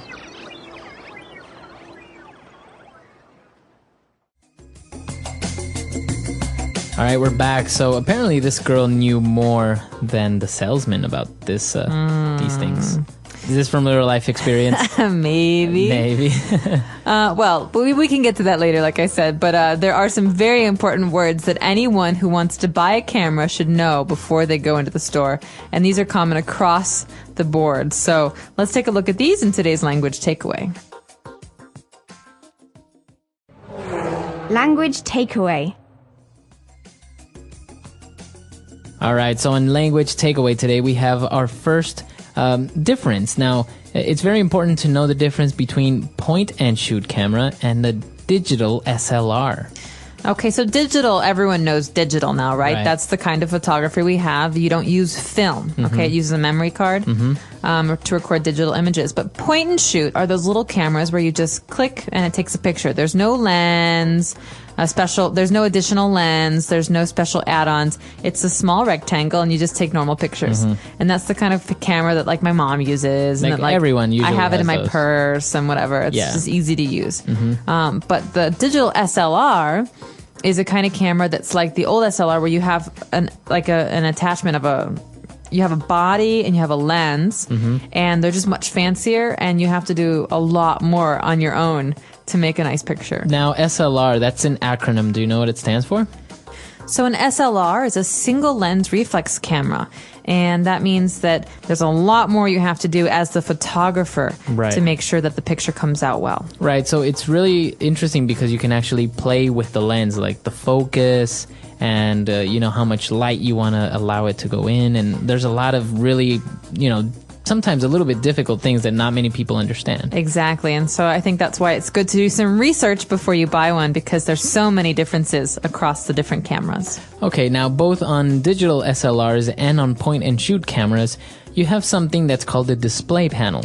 That's right. So a display panel is usually covered in plastic, and it's the area that tells you how many pictures you've taken, how many pictures you can take, if the flash is on, if you're doing an automatic setting. So it's like the little computer monitor that tells you what's going on with the camera. Usually after you take a picture, you can also see how it came out, right? In that moment. Exactly. And so a lot of times with these fancy cameras, you want to know how big the display panel is, and how good the quality is in the display panel. Because obviously if you take a picture and it shows up bad in the display panel, you want to take a new one. But what if it's the display panel that's broken? Right. Okay, very good. And that's actually one of the great advantages of digital cameras, that you can actually see how your picture looks like. Exactly. In that moment. Instant gratification. Nice. All right, now when she was looking to buy this digital SLR, she mentioned something about a kit lens. Okay, this is fancy camera terminology, right? Because if you buy a point and shoot, there's no lens. It's just the camera. But if you're buying a fancy digital SLR, you can buy the body, which means the machine, but there's no lens. So normally stores will sell cameras with a kit lens. That means they make a kit or they make a combination for you. So it's the body and the lens. Exactly. But if you want, you can buy the body and the lens separate. Maybe you want a really fancy lens. Exactly. So what's the kind of fancy lens we might buy? A telephoto lens. Ooh, so these are the really big lenses for super close-up shots from a distance, right? So you think of maybe professional photographers or photojournalists who have these kind of lenses. They're big and they're bulky and they're not for traveling. Usually you see them in like sporting events, right? They're on the side of the field and they have these big white, they're usually white lenses on their cameras. So you can actually take a very close picture of the action that's far away. Exactly. And it's really good for those kind of things where you have action or where you're trying to get close-ups. And now if one of these accessories that could go well with a telephoto lens or any digital SLR is a polarizing filter. Okay, so filter is something that takes certain elements out of something else. So we can filter coffee, for example, and it takes the coffee grounds out and leaves the water. But in a camera, a polarizing filter is something we put onto the glass of the lens to change the way that light goes into the lens. Okay.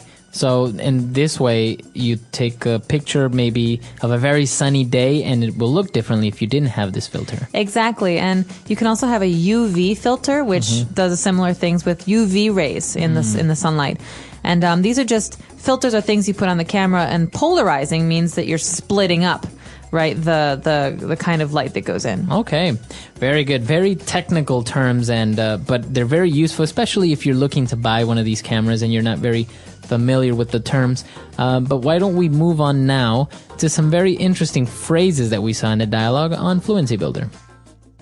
Fluency Builder.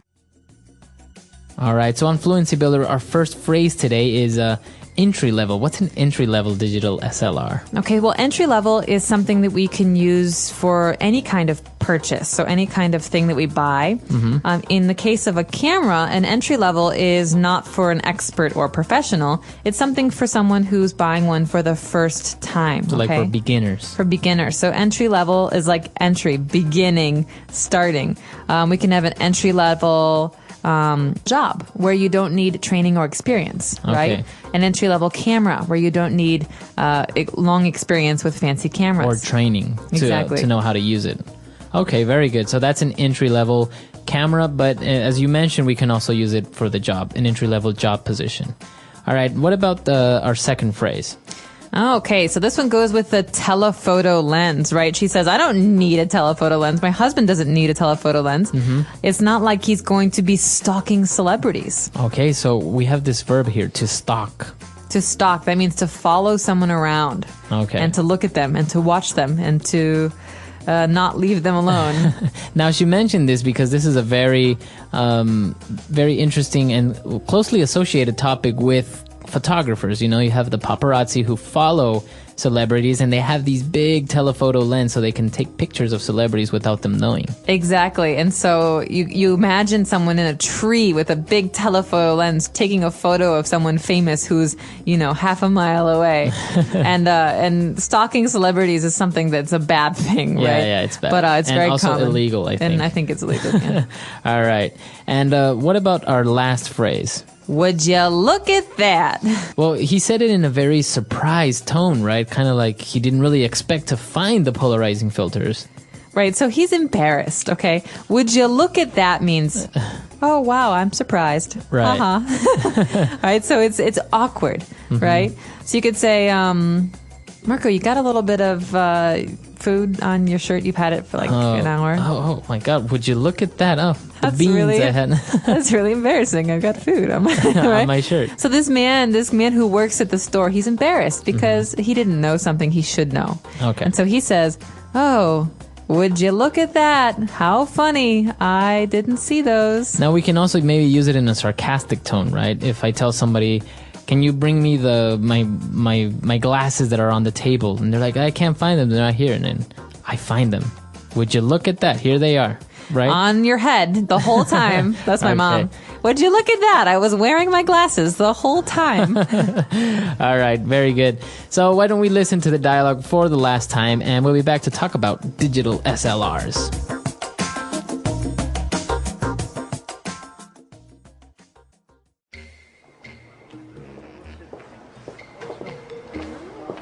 Hello, ma'am. Can I help you find something? Yes, actually, I'm looking to buy a camera. We've got a wide selection. Do you know if you'd like a point and shoot or something a little fancier? Are you shopping for yourself or for someone else? Actually, I'm buying a camera for my husband. Ah, well then I'd recommend a nice entry-level digital SLR. Yeah? Can I take a look at the SLRs you carry? Sure thing, follow me. This here is the Canon EOS. Yeah, it's okay, but I'm looking for something that performs better in low light, has a better display panel, and longer battery life. Oh, the Nikon D60 is a nice option? Yeah, but what kit lens does this camera come with? I don't want some bulky telephoto lens. Well, this one has the, Looks to me like an 18 to 55mm lens. Pretty standard. That'll do. Not like my husband will be stalking celebrities or anything. Can I interest you in any accessories? Do you carry polarizing filters? Polarizing filters? We should. I'm sorry, ma'am. Looks like we're sold out. No, you're not. There are some right here. Oh, well, would you look at that? Polarizing filters. Thanks for your help, Ralph. No problem, ma'am.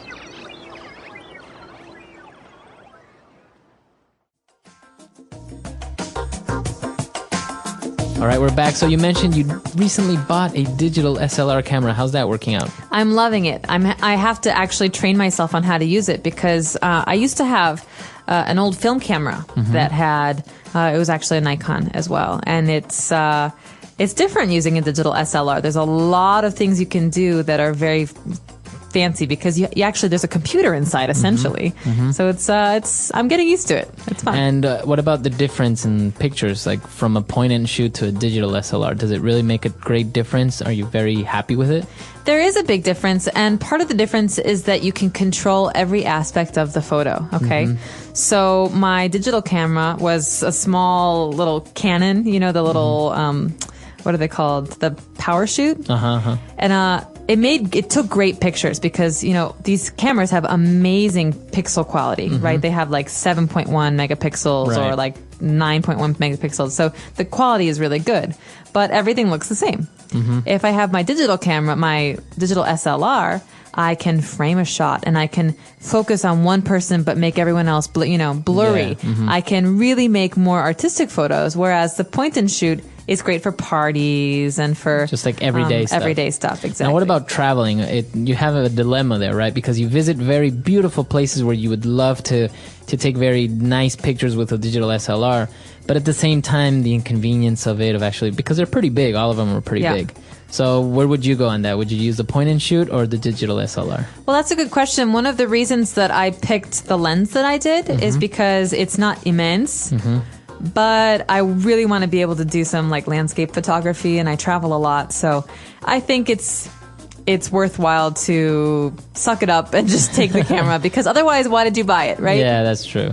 All right, so an interesting topic here on English Pod, and I'm sure a lot of our users travel around, like to take pictures, or maybe are experts on digital photography. So why don't you come to the website englishpod.com? We'll see you there, and until next time. Bye, everyone. Bye.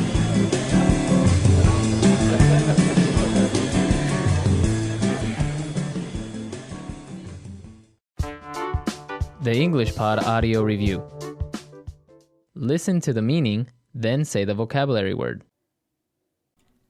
Any compact, non-SLR camera with non-interchangeable lenses, using automatic settings and simplified controls.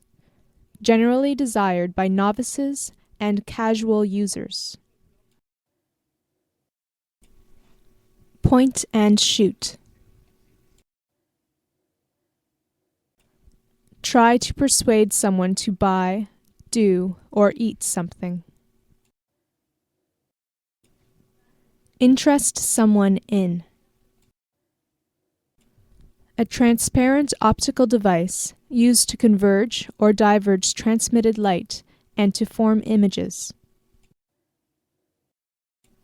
Lens. A camera lens filter used to control the plane of polarization of light entering the lens. Polarizing filter. Simple and appropriate to an inexperienced person. Entry level. Let's try that faster. Simple and appropriate to an inexperienced person. Entry level. A camera lens filter used to control the plane of polarization of light entering the lens. Polarizing filter. Any compact, non-SLR camera with non-interchangeable lenses using automatic settings and simplified controls. Generally desired by novices and casual users. Point and shoot. A transparent optical device used to converge or diverge transmitted light and to form images. Lens. Try to persuade someone to buy, do, or eat something. Interest someone in. Now say the word and hear it in a sentence. Point and shoot.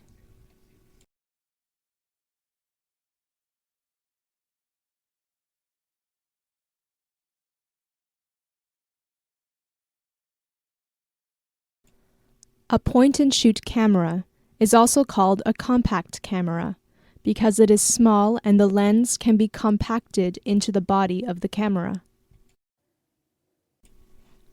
Point and shoot.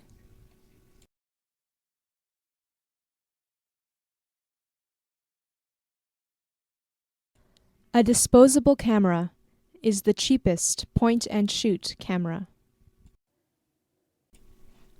Point and shoot.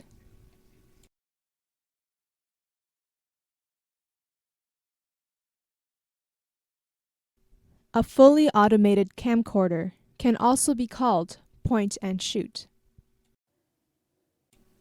Lens.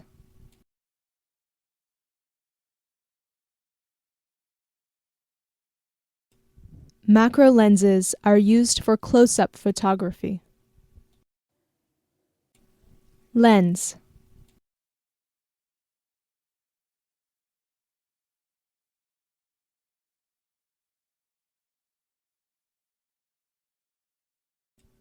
Convex lenses are used to converge light behind the lens, while concave lenses are used to diverge light behind the lens.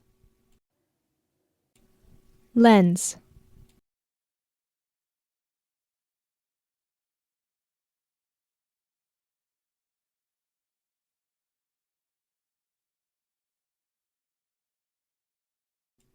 Photographic lenses can be compound lenses, which means that they are made of a combination of convex and concave lenses and other optical devices.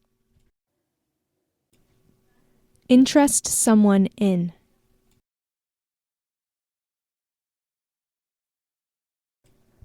Can I interest you in a drink? Interest someone in.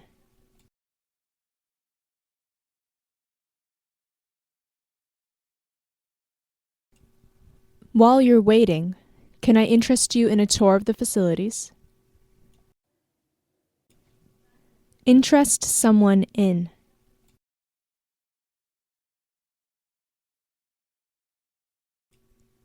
Can I interest you in buying a new car? Polarizing filter.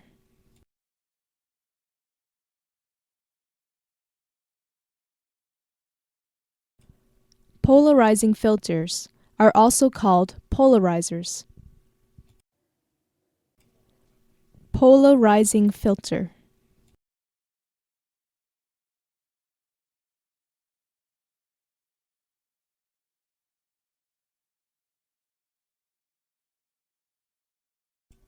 Linear polarizing filters are made for manual focus cameras, while circular polarizing filters are made for autofocus cameras.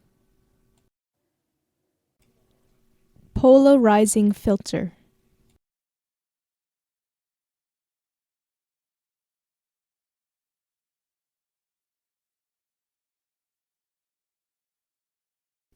Polarized sunglasses have a coating on their lenses which acts as a polarizing filter to cut out the glare of the sun from reflective surfaces. Entry level.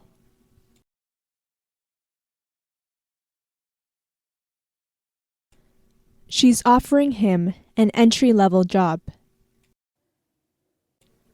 Entry level.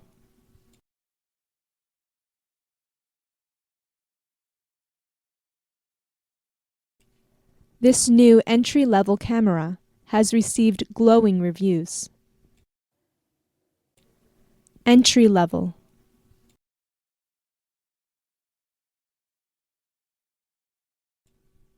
This is an entry-level class.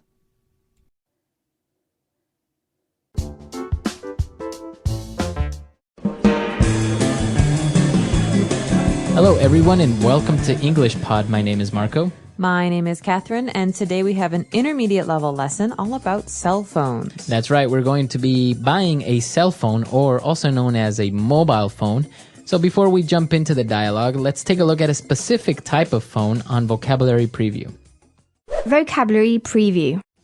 Well, the name of this phone is kind of funny. It's called a smartphone. It's very popular these days. Things like the Apple iPhone or the HTC Hero. These are examples of a smartphone. That's right. So basically, a smartphone has additional functions more than just a normal mobile phone. For example, you can check your email on a smartphone.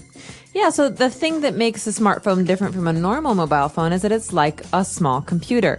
You can do things like Marco said, send emails or take photos, edit photos, use applications, things like that from your phone. Okay, so we're going to be talking about smartphones, so let's listen to the dialogue for the first time.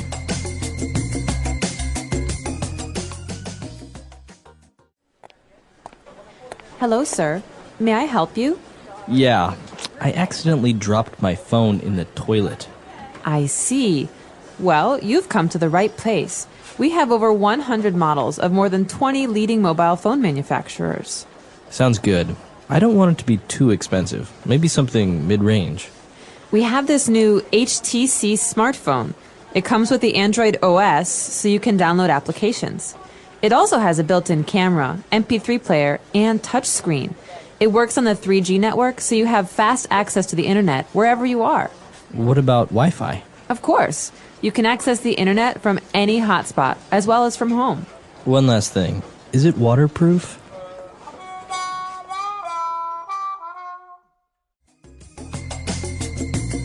All right, we're back. Now, have you ever done this? Have you ever dropped your phone in the water? Have you ever damaged the phone like that? Luckily, no, knock on wood, but I have a good friend who dropped his in the toilet and had to buy a new one. Yeah, so this is not made up. It's actually more common than what people think, but we'll get to that in a bit. Why don't we take a look at 5 key words in language takeaway? Language takeaway. This first word is very important because in this particular dialogue, we're talking about the HTC smartphone.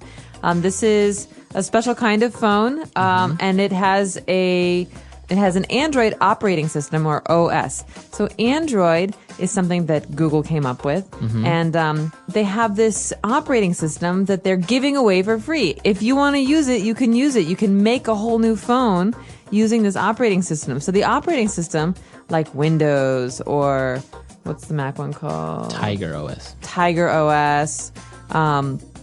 You have these Linux, yeah, Linux. These are like the interface that allows you to use your computer and to interact with it. And so they're different for different kinds of computers. But the same is true of a smartphone. Exactly. So that's what we are looking at today. If you see this word Android, it's a proper noun, and as Catherine mentioned, it's the name of the OS or operating system developed by Google. So we're taking a look at a smartphone that uses the Android OS. All right, now this phone not only carried this operating system, but also an MP3 player. That's right. So an MP3 player is a device that plays songs for you. So songs can be stored as MP3s. And a good example of an MP3 player is an iPod. An iPod, exactly. And for many of you, you're listening to this podcast as an MP3 file through an MP3 player. So that's the name. We usually say MP3. Exactly. And another feature of this special smartphone is that you can use it on the 3G network. What is a 3G network, Marco? All right, so a 3G network is a third generation network, which allows more information to be sent. So not only can you send voice like a normal cell phone network, but now you can send pictures, or you can download information like, for example, your email. So this is a new 3G network. It allows you to send more information, more data. Exactly. 3G, third generation. And in addition to this, our customer wants to know about Wi-Fi, okay? Wi-Fi, you hear this a lot when you go to a hotel or a restaurant. They say we have Wi-Fi access. Right. And Wi-Fi stands for wireless fidelity. So it's basically internet that has no wires. You don't need to connect your computer to anything. You just log on and use the internet. All right, so look out for that when you're in a cafe next time. Do they have Wi-Fi? Usually there's a sign on the wall. And finally, this customer wants to know, is this great phone waterproof? What is waterproof? All right, so if you have a watch, for example, and you can take this watch into a swimming pool or the ocean, it means it's waterproof. So it resists water. It won't get damaged if it gets wet. Great, so I could say that I have a waterproof jacket. Right. So that means that when I go in the rain, my clothes don't get wet because they don't go inside the fabric.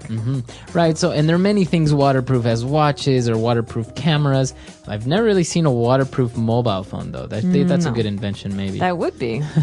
All right. So, those are 5 keywords for language takeaway. Why don't we listen to the dialogue again, and we'll be back.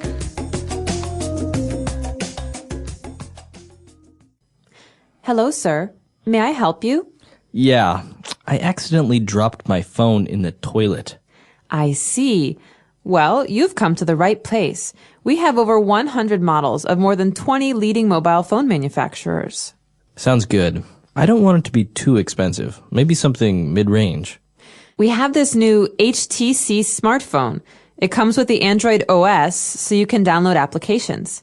It also has a built-in camera, MP3 player, and touchscreen. It works on the 3G network, so you have fast access to the internet wherever you are. What about Wi-Fi? Of course. You can access the internet from any hotspot, as well as from home. One last thing. Is it waterproof? All right, we're back. So now we have 3 phrases for you on Fluency Builder. Fluency Builder. Okay, this first phrase is a way of expressing something. So we're going to give you a formula. The first word is leading. So leading mobile phone manufacturers. So when we use the word leading, we're saying that it's leading an industry. That means the most important manufacturers in a kind of industry. Right. So it's one of the biggest, it's one of the best. And if we want to change the noun, we can say, for example, the leading car manufacturer. Exactly. So in Japan, I wonder who the leading car manufacturer is. Is it Toyota, maybe? Toyota. And we could also say that about clothing. The leading clothing manufacturer in America is, I have no idea, Cotton, maybe? Cotton, right. So you can use many other nouns. And, well, if you want to drop the manufacturers, you can say the leading brand in cosmetics or the leading supplier of medical equipment. So this means the person or the company with that's the most important in an industry. Right. And going back to one of the features of the mobile phone, we talked about the built-in camera. Now this structure is interesting. Built-in. Well, we can say that things are built in when they are a part of something else. For example, a built-in camera is a part of a phone. It's not a camera and a phone, right. 2 different devices. They're put together. We can also say this about cabinets. You can buy cabinets and you can put them in your house and keep things in them. But we often have built-ins. That means that they're stuck on the wall. You can't take them away. Right. So those are called built-ins because they're part of the wall. So a built-in camera is a part of the phone. Right. So you can pretty much use this structure with 2 products that are combined as one. For example, the cabinets that Catherine mentioned, or if your refrigerator has a television incorporated, right? You can say this refrigerator comes with a built-in television. Or very common is the laptop with built-in speakers. So that means we don't have to bring speakers with us every time we want to use the laptop. There's small speakers inside the computer. Very good. And we have one last phrase. One last phrase. One last thing. All right, so that's our phrase. One last thing. Oh, wait, before you go, one last thing. So this is often said when someone's leaving a conversation. So I'm going to say, okay, Marco, I've got to go run and do something. I'll see you later. Right. Oh, wait. One last thing. Wait, what? Oh, okay. Right. So now I'll wait. So one last thing is a way to say, no, wait, hold on. I have to tell you Something one more else. thing. So yeah, as you say, you can use it as a fixed phrase. One last thing. Or before I go, one last thing. Can you take out the dog? One last thing we have to talk about. Right. And this was our last word. So why don't we listen to our dialogue for the last time?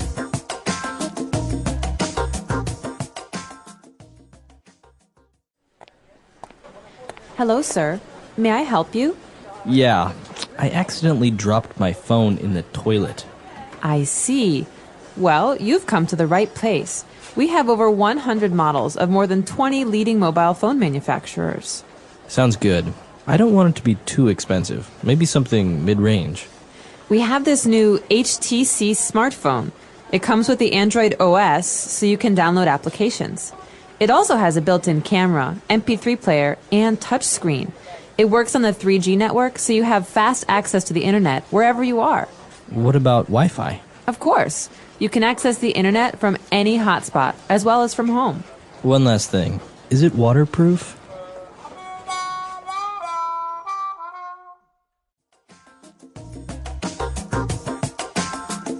All right, we're back. And I actually read somewhere that many girls have this accident because they place their mobile phones in their back pockets. So when they go to the bathroom, they accidentally, the phone accidentally drops out and falls into the toilet. I heard a different explanation for this common problem. Maybe not very appropriate, but boys have this problem because they take their phones to the bathroom and they play with them when they're using the bathroom. I've also heard this, that you're maybe checking your messages or checking your email while in your bathroom and it falls. Just falls. Yeah, so I think boys and girls all have this problem. Be careful with your phones. Those smartphones are still pretty expensive. Yes, they are. All right, so if you have any questions, any doubts, you can contact us at englishpod.com, and we'll see everyone there. Bye, everyone. Bye.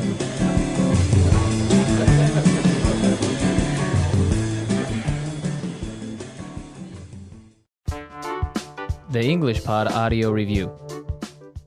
Listen to the meaning, then say the vocabulary word. By accident. Accidentally. Advanced, fashionable. Lead. Software program. Application. A telecommunication system. Network. Place with internet connectivity. Hotspot. A phone with wireless internet capacity. Smartphone. Management system.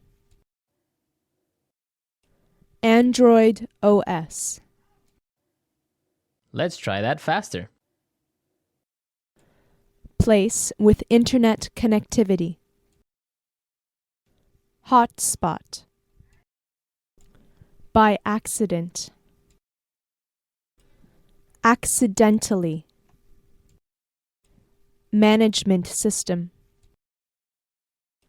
Android OS. A phone with wireless internet capacity. Smartphone. Advanced, fashionable. Lead. A telecommunication system. Network. Software program. Application. Now say the word and hear it in a sentence. Accidentally.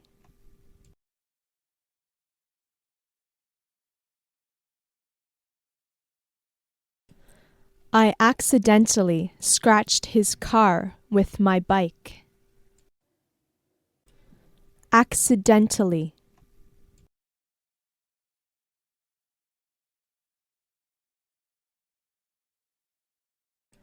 They accidentally left the lights on while they were on vacation. Accidentally.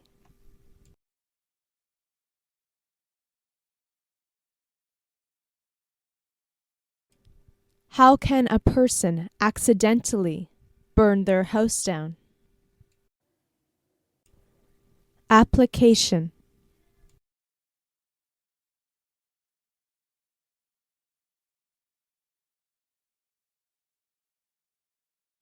With this application, you can see which restaurants are nearby your current location.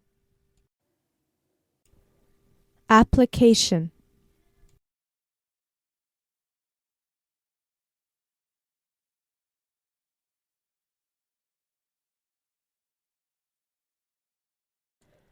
I've downloaded many free applications, but I can never justify buying pay applications. Application.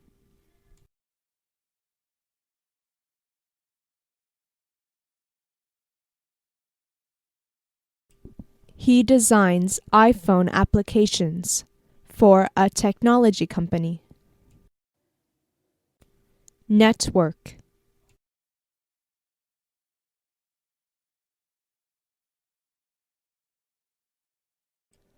All of the computers in this office are connected by a network. Network.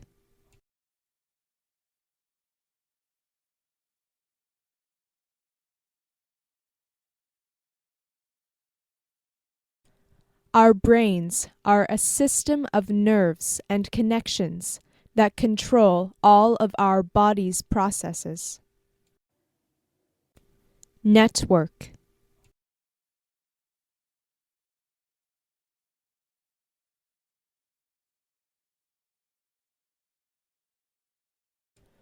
The wireless network is down. Can you pass me that cable so I can connect to the internet? Hotspot.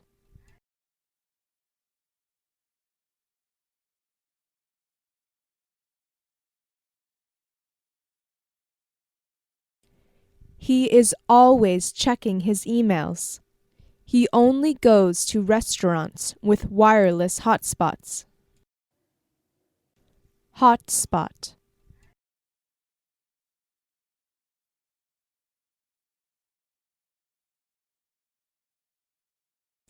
This cafe is perfect. All you can drink coffee and a wireless hotspot. Hotspot.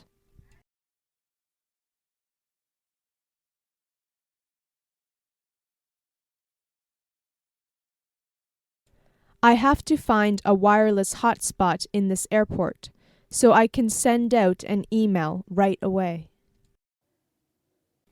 Smartphone.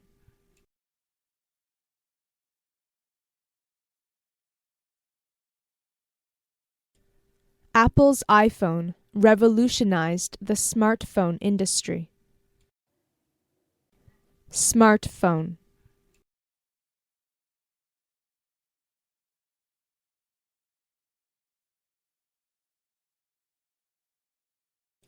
I'd really like to buy a smartphone, but they're almost as expensive as a laptop computer. Smartphone.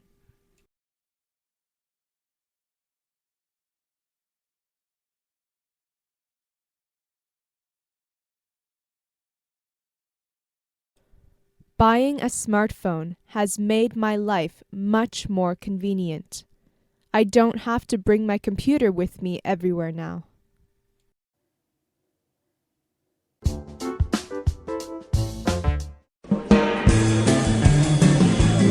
Hello, everyone, and welcome back to English Pod. My name is Marco. My name is Catherine, and today we've got an upper intermediate level lesson. That's right, we're gonna go and buy shoes. Okay, this is very fun.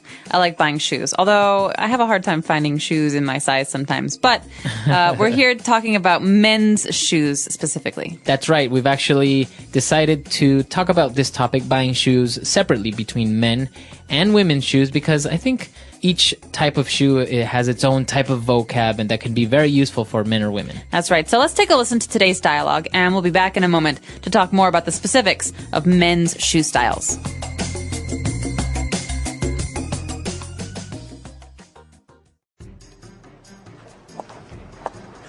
Hi, I'm looking for a pair of shoes for my son.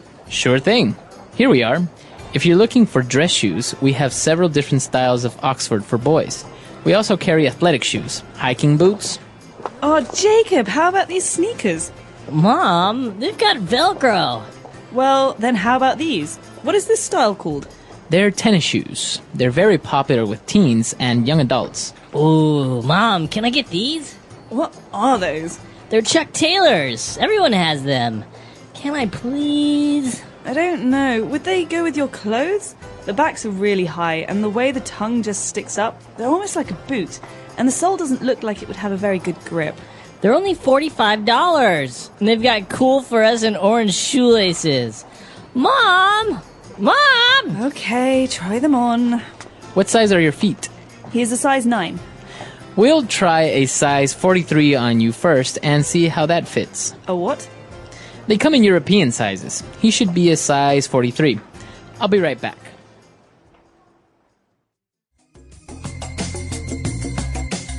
All right, we're back. So as you saw, we have a lot of different shoe styles. And so we're going to take a look at these on Language Takeaway. Language takeaway. Okay, first up, we have a very popular style of shoe. This is called an athletic shoe. Okay, athletic shoe.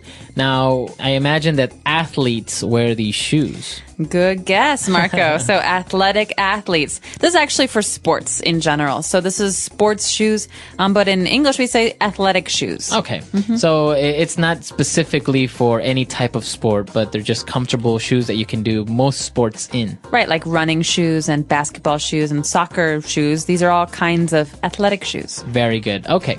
So these types of athletic shoes, they're usually they're kind of low, right? They don't That's have right. a lot of support around the ankle. No, but they do have a lot of support in the heel, In the the heel. bottom of your foot. Right, Mhm. because you're running, you need that extra support. Exactly. Now, on the opposite, if you're going hiking, if you're maybe trekking, then you need a special type of shoe that's going to give more ankle support, and these are called hiking boots. Okay, hiking boots. So like you were saying, you get a lot of support in your ankle. That's the back of your foot and the area around your leg.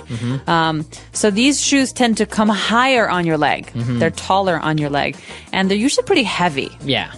And I think they are more weather resistant. So if it rains or if it's wet, these shoes will respond better. You're not going to get wet feet. You're not, yeah. And so hiking boots. And now we have another interesting word. I never really understood it, why they're called this way, but we have sneakers. Sneakers. Okay, I love sneakers. I always wear sneakers. A very common brand that you see with sneakers is Puma. Also Adidas. Right.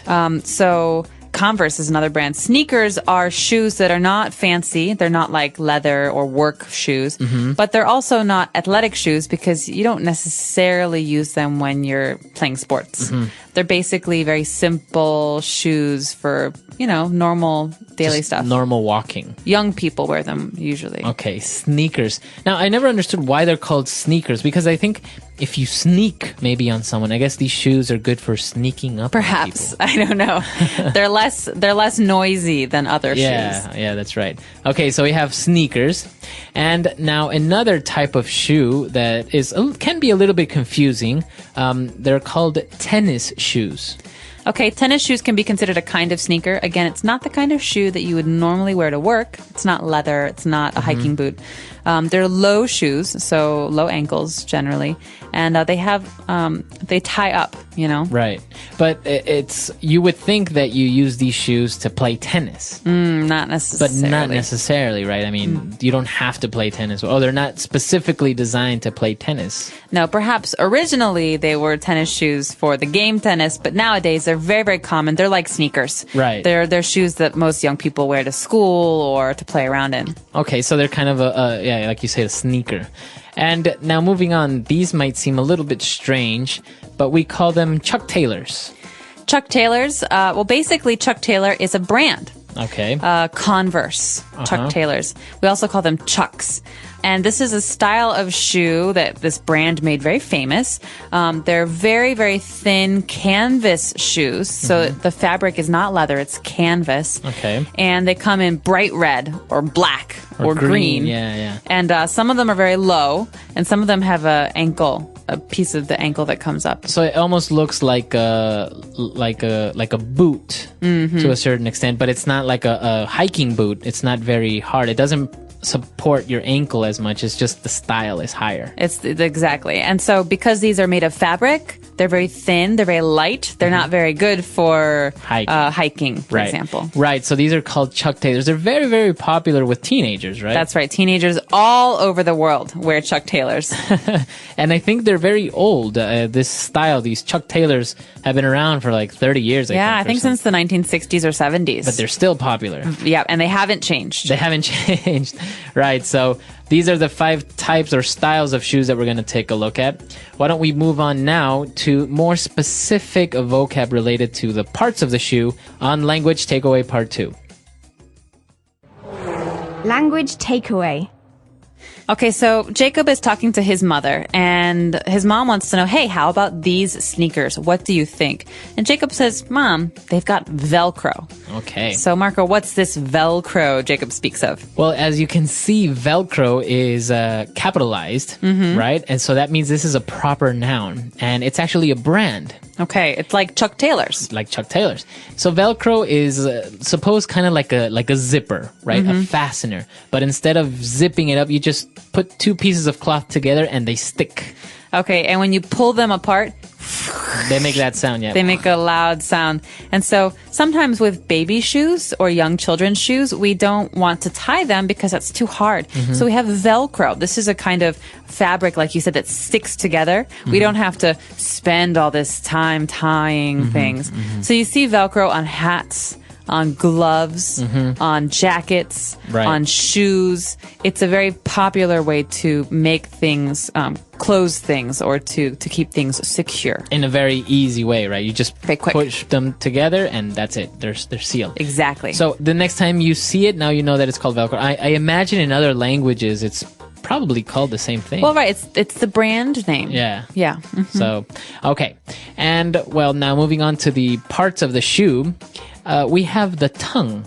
Okay, well, think about the body part, the tongue, right? When you look at your tongue, it's straight and it's flat and it kind of curves at the bottom. Right. Well, on a shoe, when you're putting your shoe on, you know, in the front of the shoe can make it stuck, you have to pull the tongue. Right. It's a piece of fabric or piece of the shoe where the top of your foot is.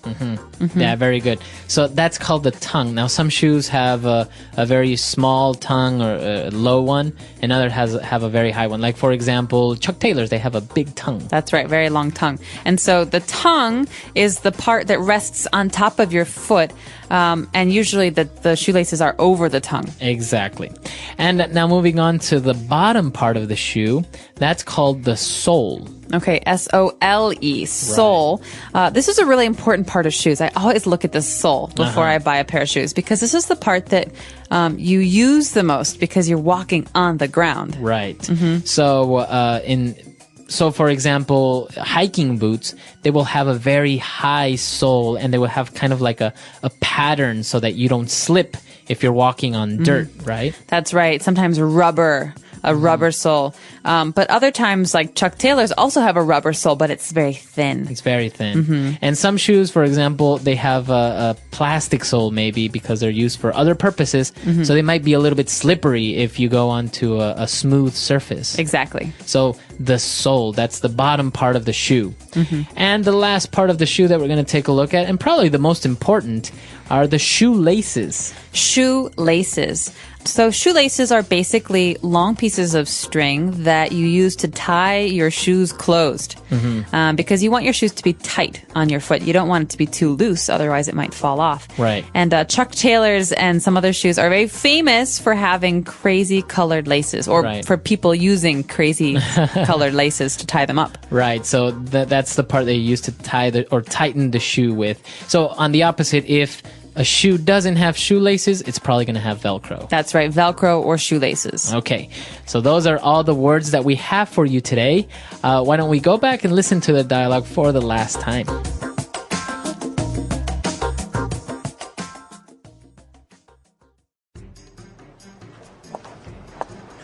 Hi, I'm looking for a pair of shoes for my son. Sure thing. Here we are. If you're looking for dress shoes, we have several different styles of Oxford for boys. We also carry athletic shoes, hiking boots. Oh, Jacob, how about these sneakers? Mom, they've got Velcro.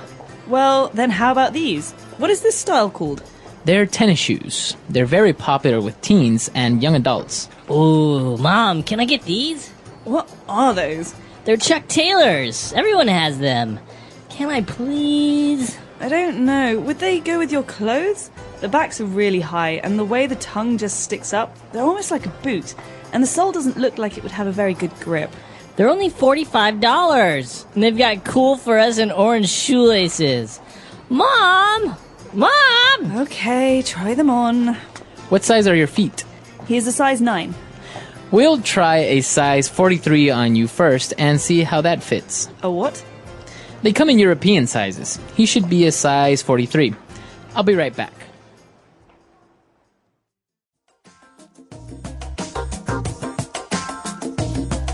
All right, so talking about shoes, you say that you always take a look at the sole. Why is this? Because I'm always afraid that my shoes are going to wear out. And I don't buy shoes very often. I love sneakers. I love my Pumas. And I love flat shoes. And so when you buy a pair of shoes you really like, you don't want to buy another pair in 6 months. You want to get a pair that has a really good sole so that will last for a long time. Right. Yeah, that's true.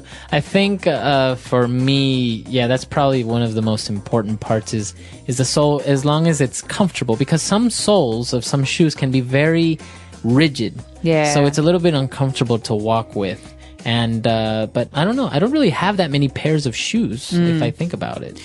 Well, most people have one fancy pair of shoes for special occasions, and then a pair of work shoes that are leather, and then maybe a couple pairs of sneakers and some sandals for the summer.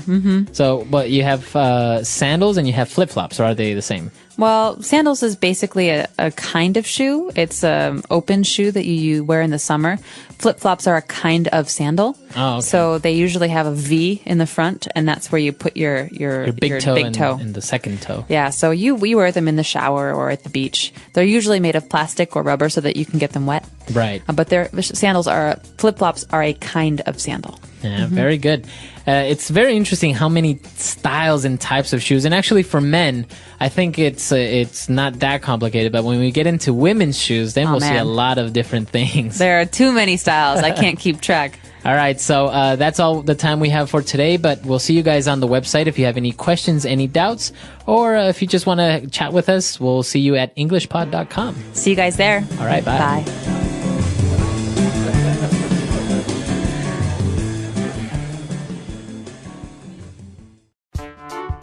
The English Pod Audio Review. Listen to the meaning, then say the vocabulary word. A shoe used as a component of formal wear. Dress shoe. A canvas shoe with a pliable rubber sole. Tennis shoe. The flap of material under the laces of a shoe. Tongue. Way of grasping and holding firmly. Grip. A long, thin material used for fastening a shoe. Shoelaces. The underside of footwear. Sole. Let's try that faster. The underside of footwear. Sole. The flap of material under the laces of a shoe. Tongue. Way of grasping and holding firmly. Grip. A long, thin material used for fastening a shoe. Shoelaces. A shoe used as a component of formal wear. Dress shoe. A canvas shoe with a pliable rubber sole. Tennis shoe. Now say the word and hear it in a sentence. Tennis shoe.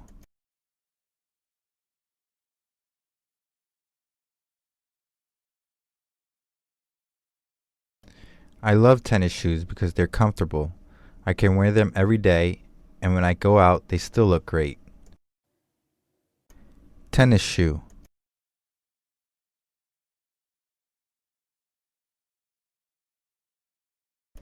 Tennis shoes used to be very plain, but now they come in many different colors and many different styles. Tennis shoe. My tennis shoes are old and ratty, but I still love them. Tongue.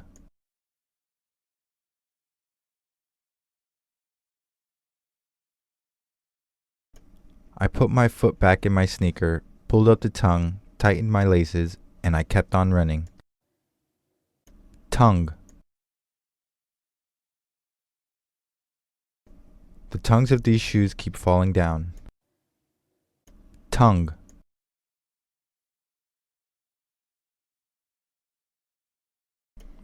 The shoe tongue is supposed to keep the laces from rubbing against the foot. Sole. The soles of my shoes were starting to wear down. Sole.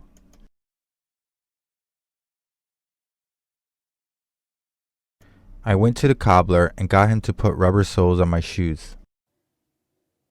Sole.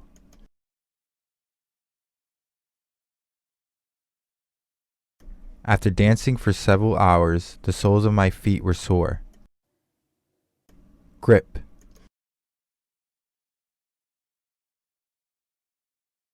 My new sneakers have a much better grip than my old ones. Grip.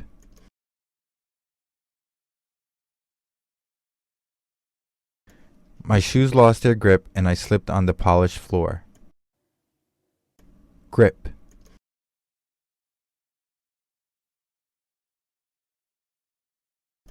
As I was climbing the tree, I lost my grip, fell, and broke my arm. Shoelaces.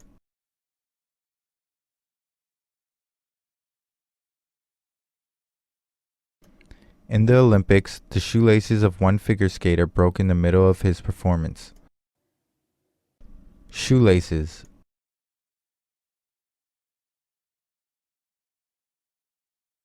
My brother got me pink shoelaces with Hello Kitty on them for my birthday. Shoelaces.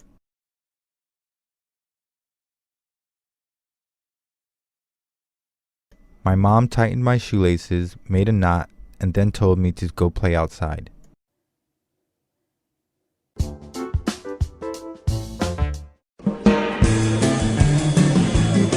Hello, everyone, and welcome to English Pod. My name is Marco. My name is Catherine, and we're shoe shopping again. That's right, we are going shoe shopping, but this time it's a little bit more complicated because we're getting women's shoes. That's right. So there are so many different kinds of women's shoes. I'm not even sure I know them all myself, but in this intermediate level lesson, we're going to cover some of the basics for you. That's right. So before we jump into this dialogue, we have a word that we want to preview with you today, and let's take a look at it now on Vocabulary Preview. Vocabulary Preview. Okay, so we're shopping today for a certain kind of shoe. It's not a sports shoe, it's a dress shoe. Okay, that kind of doesn't make sense because a dress is a noun, a shoe is a noun. And so you want to get a shoe that's a dress? No.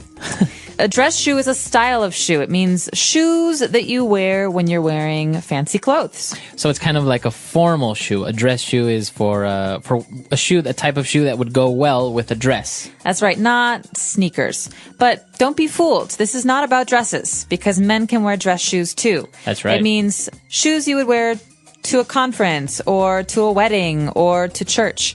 So these are things that are a little bit fancier than everyday shoes. Okay, awesome. So we're shopping for a dress shoe, and there are so many types and styles of shoes for women. So why don't we listen to our dialogue for the first time, and we'll be back in a second.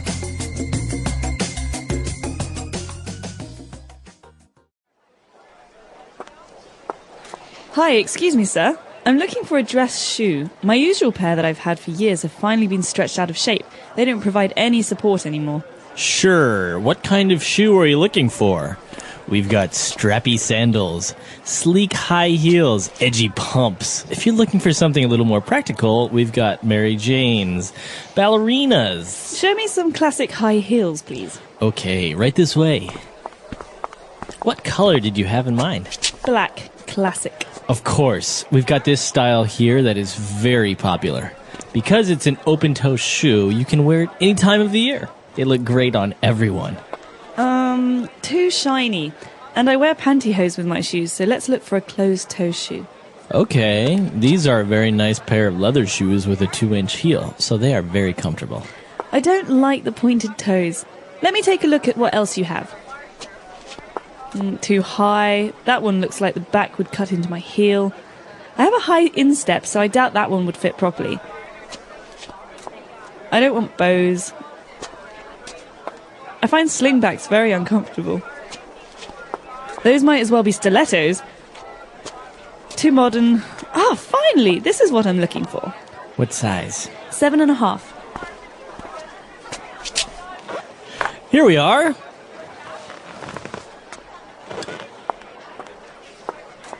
How does it fit? Not good. They're too tight. The length is right, but the shoe is too narrow and it's pinching my toes. And there'd be no room for my insoles.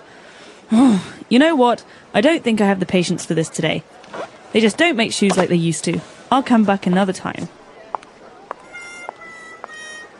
Have a nice day, ma'am. All right, we're back. So a lot of shoe styles, as you noticed, a lot of them are very, I don't know, I don't even know what they are. So why don't we try and explain them now on Language Takeaway. Language takeaway. So the first kind of shoe we've got here is very popular in the summer. It's called a strappy sandal. A strappy sandal. So we know what a sandal is. Yep. It's kind of like what you wear to the beach. It's a shoe that it doesn't really cover your whole foot, just the bottom. It's very open. And well, what about strappy? Strappy comes from the word strap. So strap is like a thin piece of fabric or leather that connects other pieces. And so a strappy sandal means that it's got many of these different little straps on it, many lines everywhere that connect it. So it's very open. It's made of many different thin pieces. Okay, good. So we have a strappy sandal, basically a sandal with many straps. And well, she went on to describe sleek high heel. So this is a two-part thing here. Sleek is an adjective, which basically means really cool looking. Or more like it's pretty and fancy and usually sleek things are also kind of simple. Like a Jaguar is a very sleek car. Okay. And so this is the adjective to describe the high heels. So we have high heels. Okay, we have high heels that are a kind of fancy shoe. Basically, these are shoes that are not flat. So the heel is very tall. That's right. So basically, this is what a lot of women wear with dresses. Basically, the heel has a piece that kind of sticks out and makes the woman look taller. So basically, it's like they're walking on the tips of their toes the entire time. Right, and they make click, clack, click, clack. Exactly. They make that sound. But there are different kinds of heels, okay? High heels obviously means that they're tall. You can have low heels, too. Those are shorter. Okay. But high heels, there are different kinds. One kind is pumps. Pumps, okay? In the dialogue, we actually saw the salesman describe them as edgy pumps. So edgy, what does edgy mean, though? Edgy means cool. Or hip. All right. So young people like to wear edgy clothes, like rock and roll kind of clothes.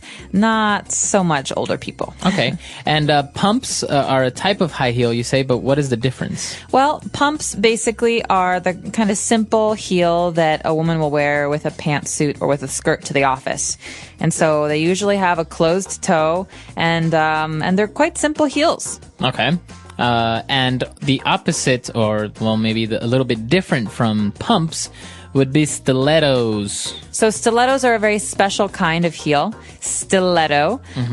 It refers basically to the difference in the back of the shoe where you have the heel.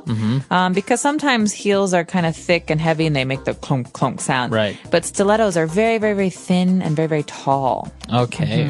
So stiletto heels. I think it's probably easier to walk with pumps rather than stilettos, right? Stilettos are famous for being very, very hard to walk in. It's almost like the back of your heel is a chopstick. Wow. I cannot imagine doing that. All right, so this is the classification of our high heels. Why don't we move on now to Mary Jane's? Okay, so we've got high heels and heels. We also have flats. These are flat shoes. So one important kind of flats is a Mary Jane. Sounds like a name, right? Yeah, it is a name, right? Mary Jane. Mary Jane. So what type of shoe is this? This is basically usually a leather shoe, but it can be different materials. And it's round in the front, and it has one strap, and they're very cute. Okay. Usually little girls wear Mary Janes, but they're pretty popular these days with older people too. Okay. So they're round in the front, they are usually black, and they have one little strap that goes over the top of your foot. Mary Jane's. Okay. All right, so we've taken a look at Mary Jane's. Now moving on to, I think it's a similar type of shoe, ballerina shoes. Well, ballerina shoes are similar because they're flat, but Right. that's about it. Ballerina shoes are very, very thin. They're very, very weak. And usually they're pretty simple. They're pink or white or black. And they're almost like a slipper. Okay, so they don't have the strap on top. No, they're stretchy and you just slide them onto your foot. It's named after dancers, ballerinas. You know, the dancers who Right. wear pink and they put their hair up and they spin around. Mm-hmm. And they're not hard on the bottom. They're usually quite soft and they're always flat. So maybe these ballerina shoes, they're not the specific types of shoes for dancing if you're a ballerina. Right. But maybe they're more adequate for maybe walking around the house or something. You don't really go out hiking with ballerina shoes. No, you don't go out hiking, but they're very popular to wear now to school or work. Okay. And the other type of shoes that we had, actually, this was really confusing to me. Slingback shoes. Well, slingbacks can be hard because they can be heels. They could be pumps, but it basically refers to a part of the shoe. Okay. So normal shoes, they cover the back of your foot, but slingbacks have one strap in the back. So maybe if I look at my foot in a slingback, I can see part of my heel. Right. Okay, so slingbacks have a little strap on the back of your heel since the shoe doesn't close in the back. Right. Okay, but you also have high heels and women's shoes that don't close in the back, but that you don't have a strap in the back either, right? Those are open shoes. Open shoes. Yeah, they're open in the back. But a slingback, there's one strap that keeps your shoe on. Okay, a lot of different types of shoes we've just taken a look at. Why don't we go back, listen to the dialogue again, and we'll be back shortly with Fluency Builder.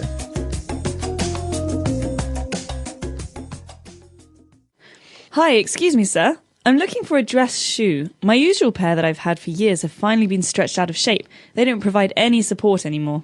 Sure. What kind of shoe are you looking for? We've got strappy sandals, sleek high heels, edgy pumps. If you're looking for something a little more practical, we've got Mary Jane's, ballerinas. Show me some classic high heels, please. Okay, right this way. What color did you have in mind? Black. Classic. Of course, we've got this style here that is very popular.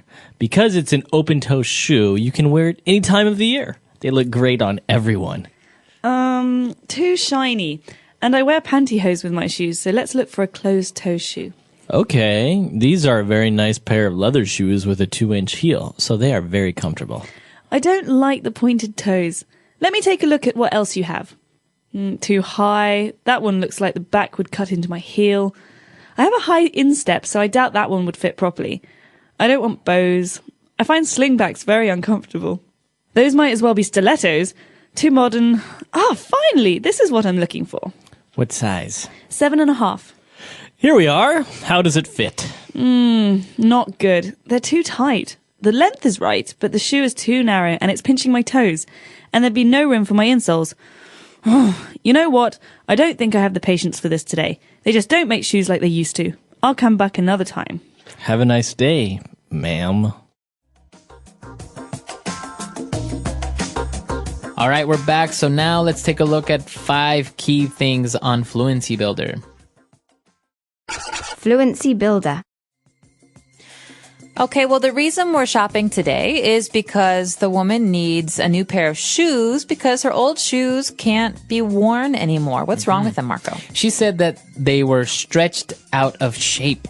Okay, so to stretch or to be stretched out, this means that maybe they've been pulled and worn and they're stretched so much that they don't have the original shape anymore. Right.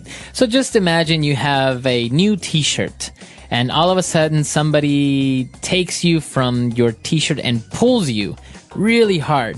And usually what happens is this t-shirt is going to be stretched out of shape. You pulled it so hard that it loses its original form. So now maybe the neck is very low or the t-shirt is too long on one side. Right. So that's what happens when you stretch something out of shape. Great. Okay. So her old shoes are stretched out of shape and they don't provide support anymore. Okay. So to provide support. Now, what kind of support is she referring to? She's talking about foot support. So, for example, slippers are kind of shoe, basically, that don't provide support. They're very soft. But can you walk around all day in slippers? No, it doesn't help your foot. But if you're trying to find shoes that are really good for walking, you need to find ones that provide support. That means that always support your foot, the bottom of your foot. Otherwise, your foot gets too tired. Not only the bottom, but it could be also your ankle. For example, if you can't really go hiking with shoes like these with sandals, because obviously you're walking around rocks and it doesn't provide support on your ankle. Maybe you can hurt your ankle if you don't have it. So maybe a hiking boot will provide more support. Exactly.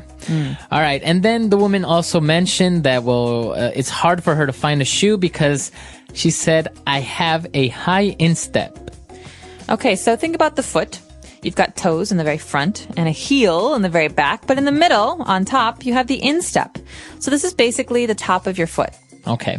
So if she has a high instep, it means that her foot is kind of thick. That's right. Some people have thin feet. She has kind of a thick foot. So fitting her foot into a shoe is sometimes hard. Right. We're not talking about the width of the foot. We're talking about the height, like or how tall it is. From the bottom to the top of the foot. Right. So that's what she means by high instep. And, they also mentioned different types of shoes. She said she didn't want an open-toe shoe. She wanted a closed-toe shoe. That's right. So this is a really important classification for women's shoes, especially. Open-toe means that the toe of the shoe, the very, very front, has a hole or an opening, so you can see the toes. Right.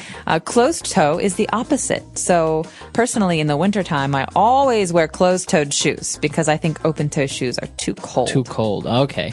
So that's basically, I guess men, we don't really have this type of shoe between open-toe and closed-toe. No, maybe, no, you don't really. But heels, maybe, you could have an open toe. You can have an open toe shoe or a closed toed shoe. Right. Okay. So a lot of interesting things. This is useful for women out there and also for boyfriends. Maybe now you know what type of shoe your girlfriend may want. That's right. All right. So let's listen to this dialogue for the last time and we'll be back shortly.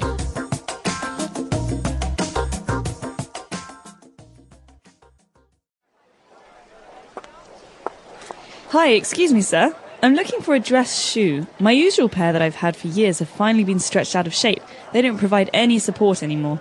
Sure. What kind of shoe are you looking for? We've got strappy sandals, sleek high heels, edgy pumps. If you're looking for something a little more practical, we've got Mary Janes, ballerinas. Show me some classic high heels, please. Okay, right this way. What color did you have in mind? Black. Classic. Of course. We've got this style here that is very popular. Because it's an open-toe shoe, you can wear it any time of the year. They look great on everyone. Too shiny. And I wear pantyhose with my shoes, so let's look for a closed-toe shoe. Okay. These are a very nice pair of leather shoes with a 2-inch heel, so they are very comfortable. I don't like the pointed toes. Let me take a look at what else you have. Too high. That one looks like the back would cut into my heel. I have a high instep, so I doubt that one would fit properly. I don't want bows. I find slingbacks very uncomfortable. Those might as well be stilettos. Too modern. Finally! This is what I'm looking for. What size? 7.5. Here we are.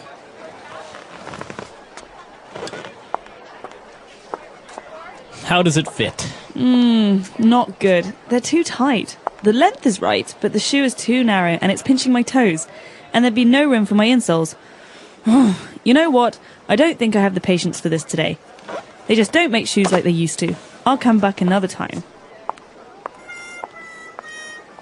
Have a nice day, ma'am.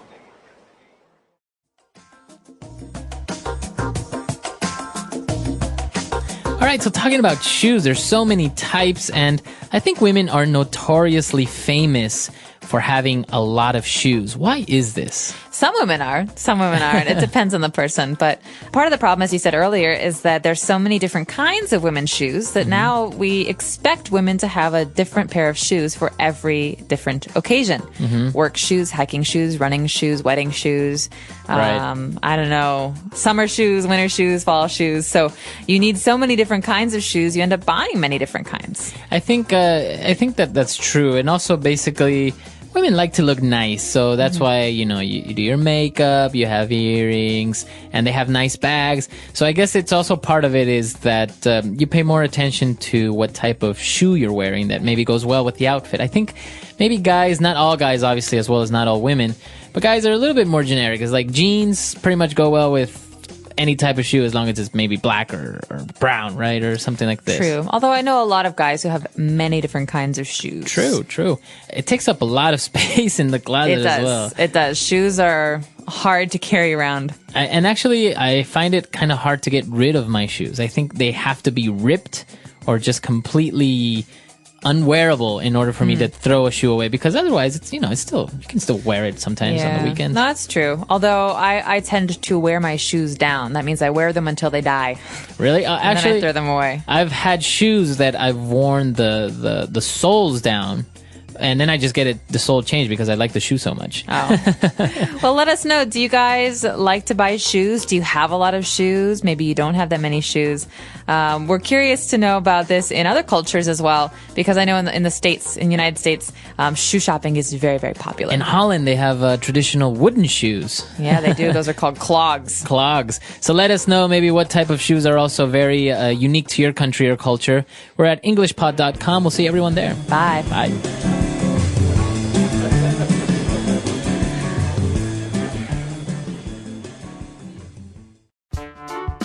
The English Pod Audio Review. Listen to the meaning, then say the vocabulary word. Something that holds a person. Support. A shoe with a bottom part having straps. Strappy sandals. A low-cut, low-heeled shoe. Edgy pump. The shoe with the toes exposed. Open-toed shoe. The length of the heel is 2 inches. 2-inch heel. The shoe having a narrow top. Pointed shoe. Squeeze between the thumb and a finger. Pinch. The inner sole of a shoe. Insole. Tight and hurts the body with a sharp thing. Cut into. Let's try that faster. The length of the heel is 2 inches. 2-inch heel. Tight and hurts the body with a sharp thing. Cut into. The inner sole of a shoe. Insole. Something that holds a person. Support. A shoe with a bottom part having straps. Strappy sandals. The shoe having a narrow top. Pointed shoe. Squeeze between the thumb and a finger. Pinch. The shoe with the toes exposed. Open-toed shoe. A low-cut, low-heeled shoe. Edgy pump. Now say the word and hear it in a sentence.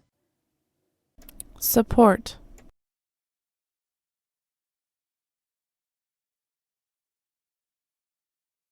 It is important that your shoes support the arches of your feet so that your ankles don't roll in.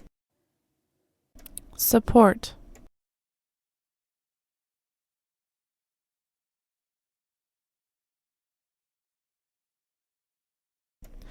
Apparently my shoes are the cause of my back pain, so I need to get custom-made insoles that provide extra support. Support.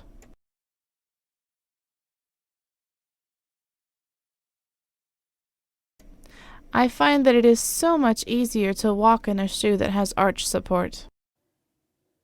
Cut into. My new shoes are cutting into the back of my heel. Cut into. The straps on these sandals are cutting into my feet. Cut into.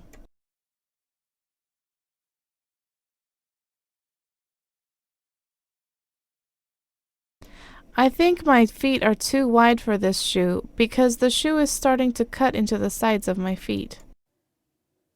2-inch heel.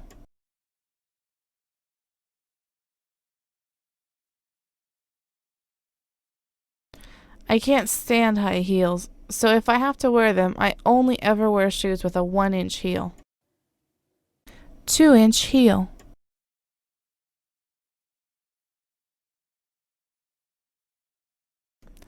I don't know how models can stand, let alone walk in 4-inch heels. 2-inch heel.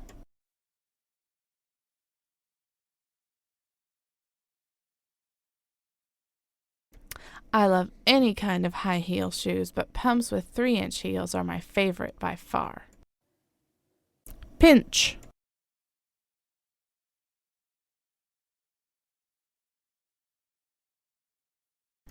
When I bought these shoes, they fit perfectly, but now I find that they are pinching my baby toe. Pinch.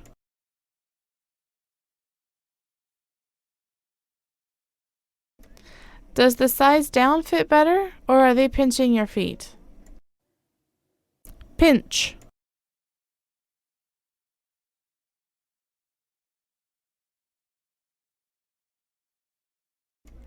I haven't yet been able to buy shoes in China because the shoe sizes are smaller, so my toes are always pinched.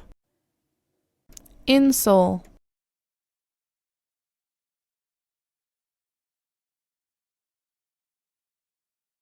I always put insoles in my shoes so I don't need to worry about how comfortable a shoe is before I buy it. Insole.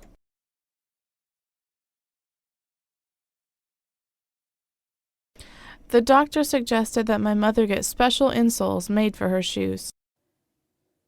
Insole.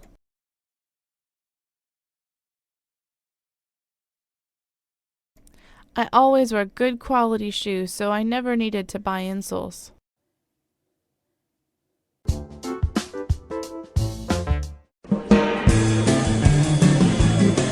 Hello, everyone, and welcome to English Pod. My name is Marco. My name is Catherine, and today we're talking a little bit about, well, kind of girly things. That's right. We've talked about guys' shoes, women's shoes. So now we're going to talk about another aspect of women's accessories. We're going to talk about makeup. Okay, so we're wearing makeup today, or actually we're buying makeup at the store. I never even knew there were so many kinds of makeup, so we're going to learn all about these in today's dialogue.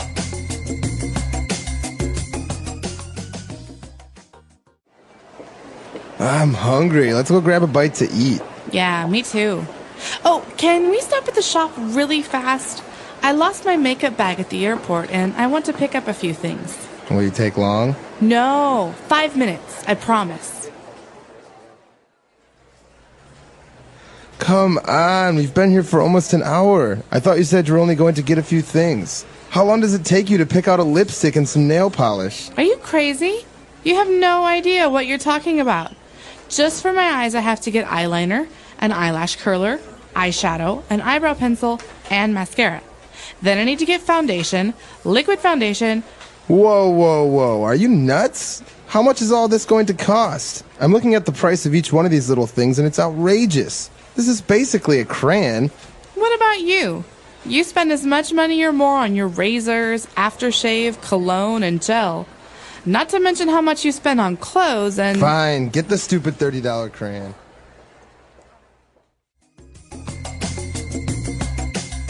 All right, we're back. So obviously we're getting a lot of things for this girl, a lot of makeup. So I think there are a couple of things that we may not know about. So let's take a look at them now on Language Takeaway. Language Takeaway. So the first thing we're talking about today is a basic. Most women carry this around in their purses. It's called lipstick. That's right. And as you said, this is a pretty basic thing. It's the kind of like paint that you put on your lips. And it's called a lipstick because it looks like a little stick. Right, and you turn it with your fingers and it comes up, and then you turn it again and it goes down, basically keeping it from touching all of the things in your purse. That's right. So lipstick. And, well, apart from this, we also have nail polish. And this is also very popular with the ladies when you paint your nails a certain color. That's right. So polish is basically anything that makes something shiny. Mm-hmm. It's something that you add to surfaces. So you could add polish to wood on a table, but in this case, we're putting it on our nails. That is fingernails or toenails. So it's nail polish. All right, very good. And now we're getting into the specific things, a lot of makeup that women use on their eyes. So, for example, the first thing she said, she needs to get an eyeliner. Okay, so eyeliner is basically a pencil. This is what the guy is making fun of her about. He says it's just a pencil or a crayon for your eye. And so basically you use it to draw a line on the top or the bottom of your eye, your eyelid. Okay, so yeah, it kind of looks like a marker, and it comes, I think, black and different colors, and then you paint little lines around your eyes to make them more pronounced. So it's called an eyeliner. Okay, and now we have an eyelash curler, and also, I think this is very important for the ladies. Yeah, well, not everyone uses this. It's a little bit of a scary instrument. It looks like it might pop your eye out. It's something you use on your eyelashes. So those are the hairs that come off of your eye, and basically you use this to make them curly or to make them seem a bit longer and prettier. So an eyelash curler is something that it's like almost like a press or something for your eyelashes. Okay, very good. And, well, now that we've got that covered, we move on to eyeshadow. And I think this goes on your eyelid, right? That's right. Some people make it go further. They put it on their face above their eyelid, but that's a little bit crazy. I think eyeshadow generally goes, like you said, on your eyelid, and it can be in many different colors. So blue, pink, red, whatever. People sometimes go crazy with eyeshadow. Okay. And now what about an eyebrow pencil? This is basically a pencil for filling in or for coloring your eyebrows. Sometimes people like to make their eyebrows look darker or thicker, and so they use this pencil. It's usually brown or black, and they use it on their eyebrows. So we've picked up a lot of vocab here related to your eye. For example, an eyelash, your eyelid. Now we're talking about the eyebrows, which are the hairs on top, more or less around your forehead. Mm-hmm. And now we also have another type of makeup called mascara. This is another basic. So like we said earlier, lipstick is something you almost always find in a woman's purse. Well, mascara is another one of those things. Almost everybody wears mascara. This is kind of like a brush for your eyelashes, and it paints them a different color. So most women wear black or brown, and it makes your eyelashes look really long. Oh, okay. Very good. So this is kind of like paint for your eyelashes. Mm-hmm. And now moving away from your eyelashes, we're buying also some foundation and liquid foundation. Okay, so foundation is just a kind of base for your face. So foundation, like a building, is the very bottom. Well, in this case, it's something that you put on your cheeks, on your face in general, on your forehead, to kind of smooth your skin out and make it look all the same color or the same texture. And so foundation can be like we see here, either a powder, which is kind of like a dry substance, or you can use liquid foundation, which is, like it says, liquid. It's almost like a thick cream. All right, so foundation is, as you said, I guess you just want to make your skin look the same color, the same texture, because obviously not everyone's skin is perfect. We all have some spots maybe, or some different color on our face. You say we like you wear foundation too. Do you wear makeup, Marco? Well, I mean, we as people, because, you know. All right, no, none of this makeup for me, although I have used an eyelash curler once. That's scary. Well, my friends dared me to, so okay. And whatever. you loved it. Of course. Now I use it all the time. No. But what I do use is now things related to guys. So, for example, the girlfriend was saying, well, you buy razors and aftershave. So what are these things? Well, razors aren't just a guy thing. Everyone can have a razor. It's basically a blade, like a very sharp piece of metal that you use to cut hair. So the hair on your legs, the hair on your face. These are things that you cut with a razor. And men use razors to shave their faces, shave their chins or above their lip. All right. And well, actually, after we shave our beard, we put on a little bit of aftershave, which is basically kind of like alcohol that smells really nice. That's right, because shaving can actually hurt your skin, or the hairs under your skin can become really itchy or irritated. And so aftershave helps make everything feel better. Okay. And sometimes we also use a little bit of cologne to smell nice. So women usually wear perfume, which is, all the perfumes like CK and Hugo Boss and all that stuff, as well as for guys, it's usually called cologne. Okay, that's right. It's an important difference there because we don't say perfume for guys and we don't say cologne for girls.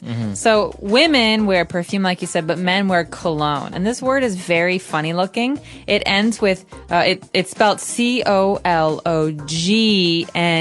So you don't really say the G. It's not Cologne. Right. It's cologne. And it's Cologne. something that you put on your neck or your face to smell really good if you're a man. Exactly. And finally, if you have long hair or maybe you have very spiky hair like I do, you need to wear a little bit of gel to kind of give your head a little bit of shape. That's right. So gel is actually the name of a kind of substance. It's not liquid, but it's not hard either. And it's basically thick, like paste that you put in your hair to keep it in one place. Yeah, it makes your hair become a little bit hard, or it keeps your hairstyle in for a long time. That's basically. Right. All right, so a lot of vocab here, a lot of things that we've picked up. Why don't we go back, review all this great vocab on our dialogue for today.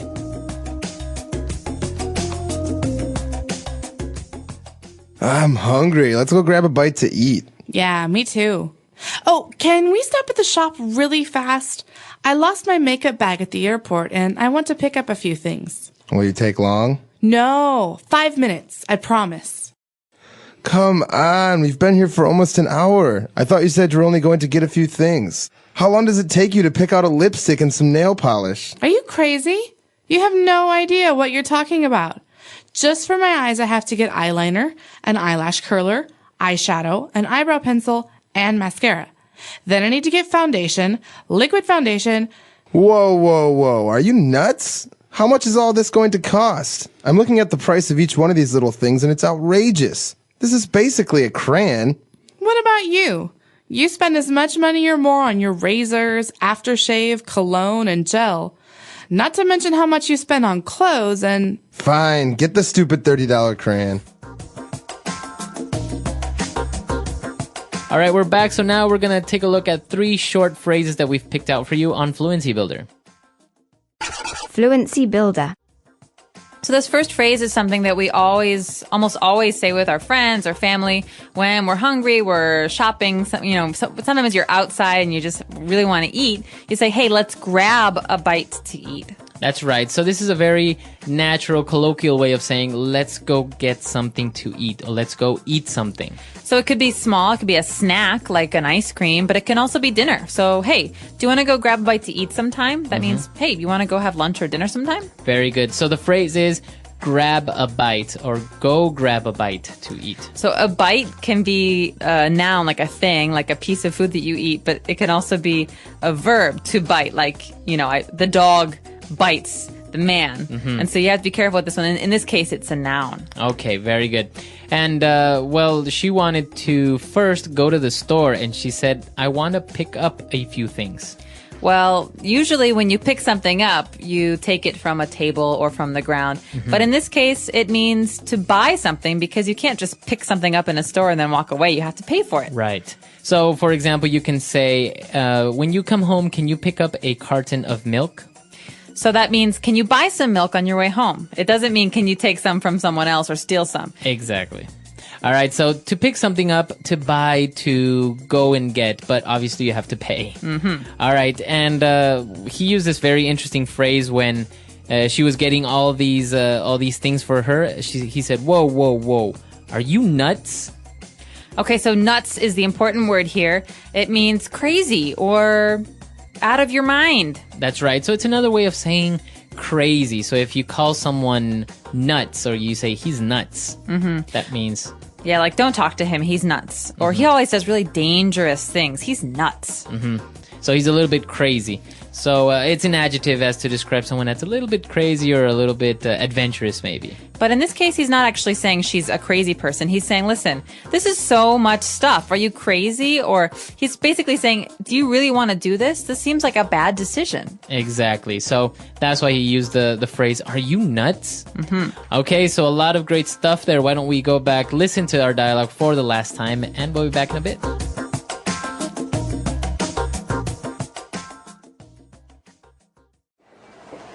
I'm hungry. Let's go grab a bite to eat. Yeah, me too.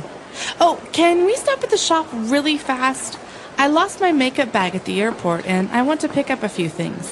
Will you take long? No, 5 minutes, I promise.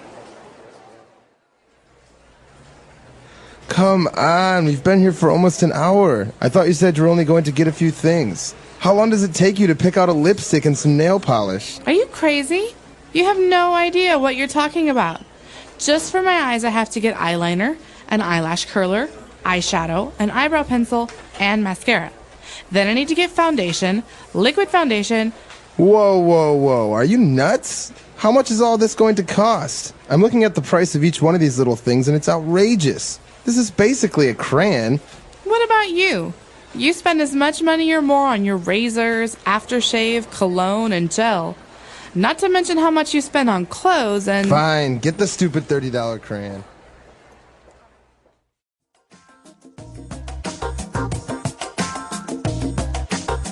All right, so talking about makeup, a lot of things here. Maybe I didn't mention a couple of things. I don't know.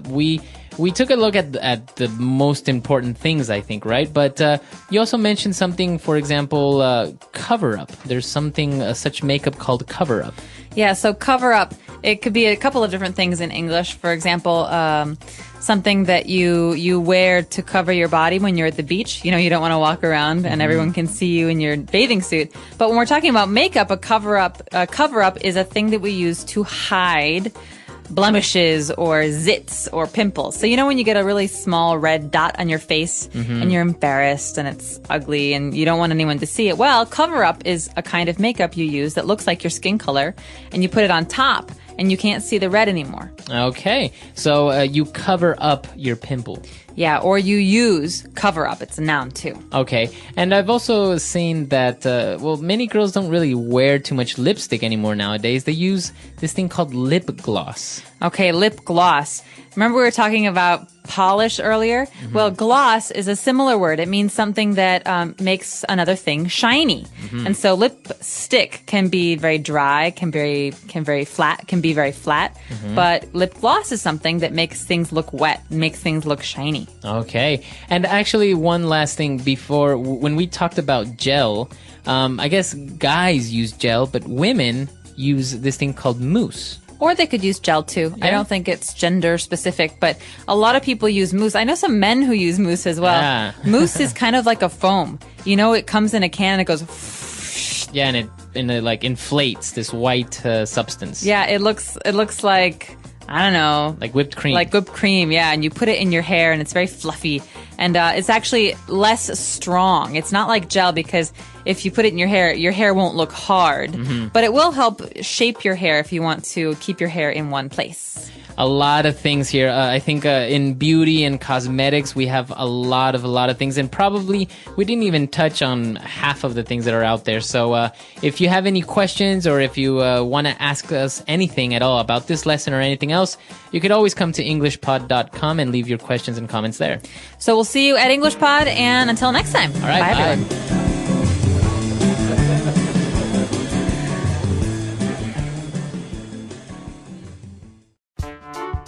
The English Pod Audio Review. Listen to the meaning, then say the vocabulary word. To quickly get something to eat. To grab a bite. A cosmetic applied to thicken, lengthen, and darken the eyelashes. Mascara. A cosmetic coloring material applied to the eyelid. Eyeshadow. Passing reasonable bounds, intolerable or shocking. Outrageous. In a basic way, fundamentally or essentially. Basically. Let's try that faster. A cosmetic coloring material applied to the eyelid. Eyeshadow. In a basic way, fundamentally or essentially. Basically. To quickly get something to eat. To grab a bite. A cosmetic applied to thicken, lengthen, and darken the eyelashes. Mascara. Passing reasonable bounds, intolerable or shocking. Outrageous. Now say the word and hear it in a sentence. To grab a bite.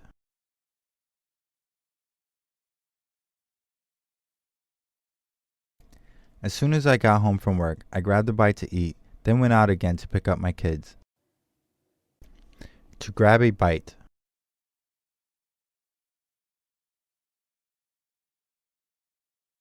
Let's grab a quick bite at this rest stop, and then we're back on the road for another few hours. To grab a bite.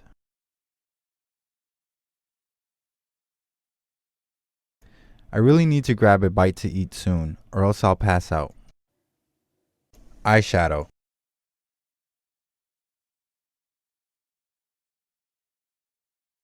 I love wearing eyeshadow in bold colors, but I have to be careful not to look like a clown. Eyeshadow.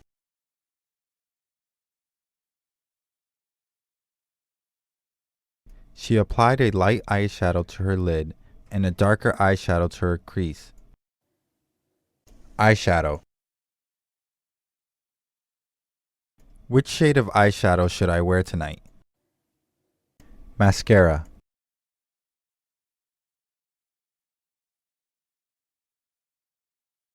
Many women say that the one makeup item they could not live without is mascara. Mascara.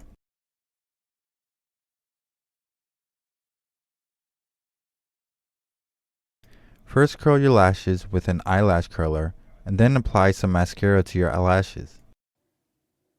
Mascara. Be sure to wear waterproof mascara on the day of your wedding.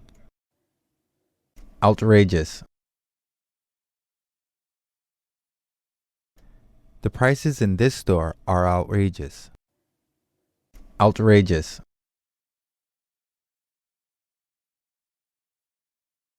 I find it outrageous that he would even suggest I was involved in the scandal.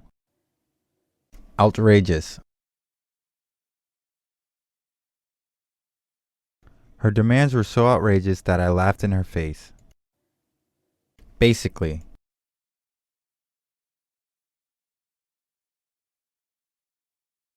Basically, she's saying that we shouldn't buy from this company because they mistreat their workers. Basically.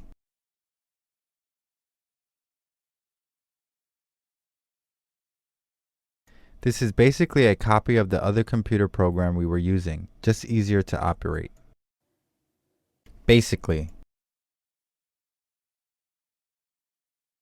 These restaurants all serve basically the same type of food.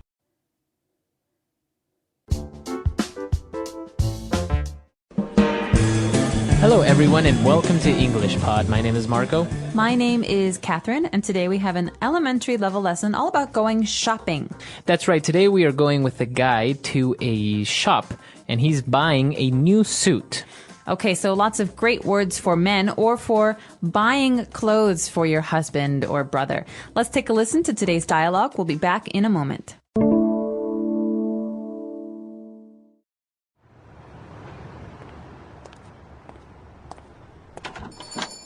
Hello, sir. What can I do for you today? Hello. I need a new suit. I have an important interview next week, so I really need to look sharp. No problem. We have a broad selection of suits, all tailor-made, so it will fit perfectly. Great. I want a three-piece suit, preferably made from Italian cashmere or wool. Very well, sir. Would you like to have some shirts made also? Sure. I'll also take some silver cufflinks and a pair of silk ties. Very good. Now, if you will accompany me, we can take your measurements and choose the patterns for your suit and shirts. All right, we're back. So a very simple dialogue about a guy needing a suit, and he talked to the tailor apparently about a couple of things. Now, why don't we take a look at some of those words in language takeaway? Language takeaway. Well, first of all, a tailor is a person who makes clothes. So in this case, a man who makes suits. Mhm. And the first thing that we have to talk about is the kinds of suits that he has. He says, we have a broad selection of suits. Okay, so this adjective, broad, what does that mean? It means wide. You know, you can have a very broad street. That means many cars can fit across it.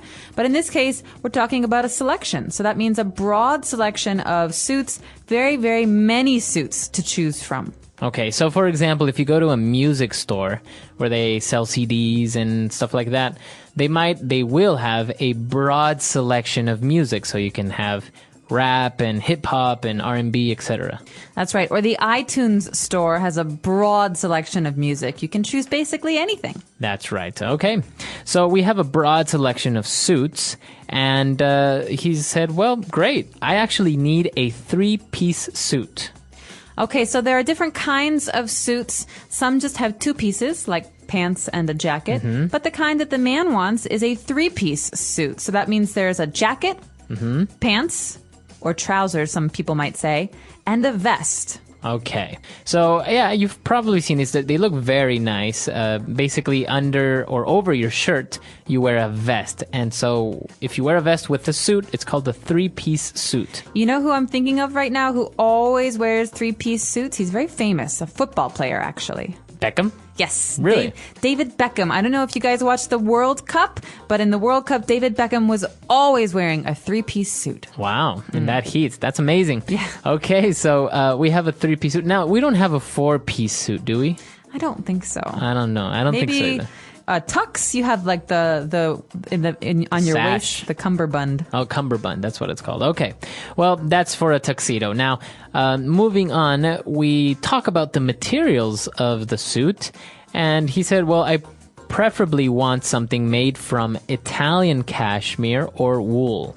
Okay, so Italian is an adjective that describes things that come from Italy. And Italy is very famous for its fabrics and silk. And so in this case, we're talking about Italian wool.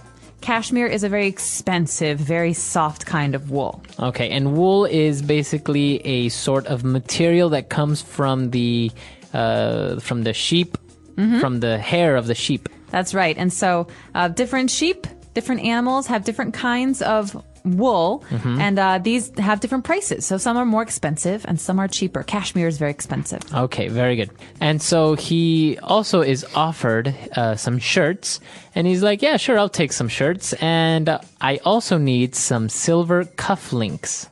Okay, so when you close your shirts by your wrist, you usually have a button, or in some cases, something a little bit more fancy. And when it's more fancy, it's called a cuff link.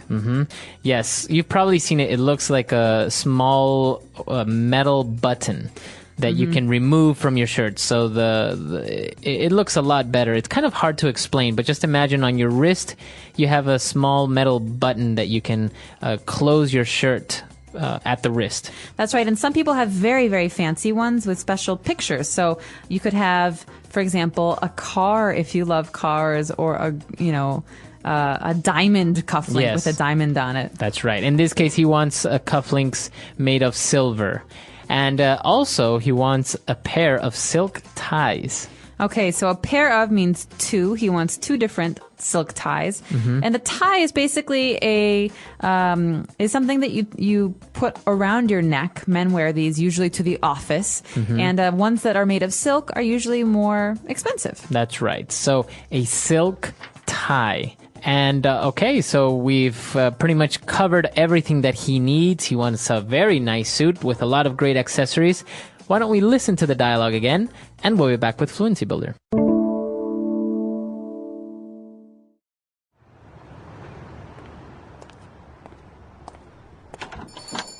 Hello, sir. What can I do for you today? Hello, I need a new suit. I have an important interview next week, so I really need to look sharp. No problem. We have a broad selection of suits all tailor-made so it will fit perfectly. Great. I want a 3-piece suit, preferably made from Italian cashmere or wool. Very well, sir. Would you like to have some shirts made also? Sure. I'll also take some silver cufflinks and a pair of silk ties. Very good. Now, if you will accompany me, we can take your measurements and choose the patterns for your suit and shirts.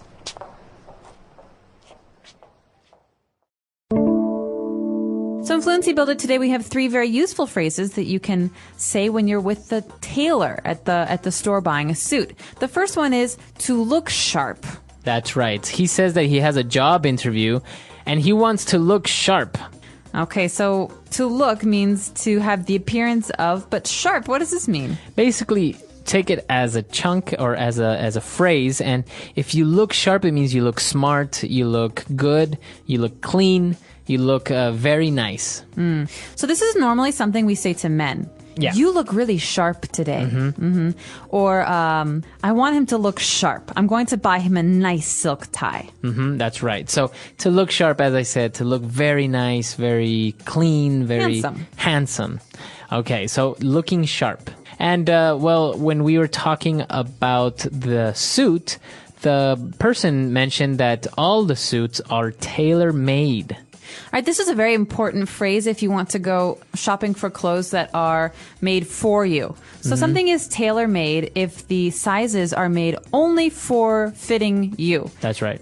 If you go to a department store and you buy a suit off of the shelf or the rack, it's not tailor-made. But if the tailor makes it, he sews it to your size, then it's tailor-made. That's right. You know, wedding dresses are tailor-made. Special suits are tailor-made. So this is usually an expensive kind of clothing. Okay, so it basically means the tailor, the person, made it especially for you. That's right. And the opposite, as you said, would be off the rack. Off the rack. And this means that when you go to the store, you pick something, you like it, and you buy it. There's no one is going to sew it to make it fit you. That's right. So this is actually how most of us get our clothes. You go to the department store, you get a pair of jeans, a t-shirt. Obviously, all that stuff is off the rack. It's not tailor-made for your size. That's right. Okay. But if you really want to get something tailor-made, you need to be able to talk to the tailor about it. And so he will usually say, "Let me take your measurements." This is our next phrase. That's right. The tailor mentioned that he wants to take him over there and take his measurements. So when the tailor says, "I want to take your measurements," or "I need to take your measurements," what does that mean? That means I need to measure parts of your body to help make the suit. So he'll normally measure your shoulders, your waist, your hips, and how long things will be, so your arms and your legs. And these are all important measurements to know how big or how small to make the suit. That's right. You want the tailor to take your measurements, or you can also say you have to get measured. That's right. So to get measured or to take someone's measurement. These are key phrases for buying a tailor-made suit. Very good. Okay. Why don't we listen to our dialogue one last time, and we'll be back to talk some more.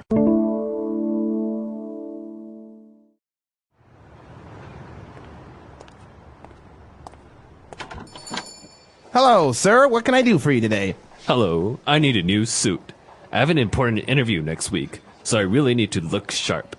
No problem. We have a broad selection of suits all tailor-made so it will fit perfectly. Great. I want a 3-piece suit, preferably made from Italian cashmere or wool.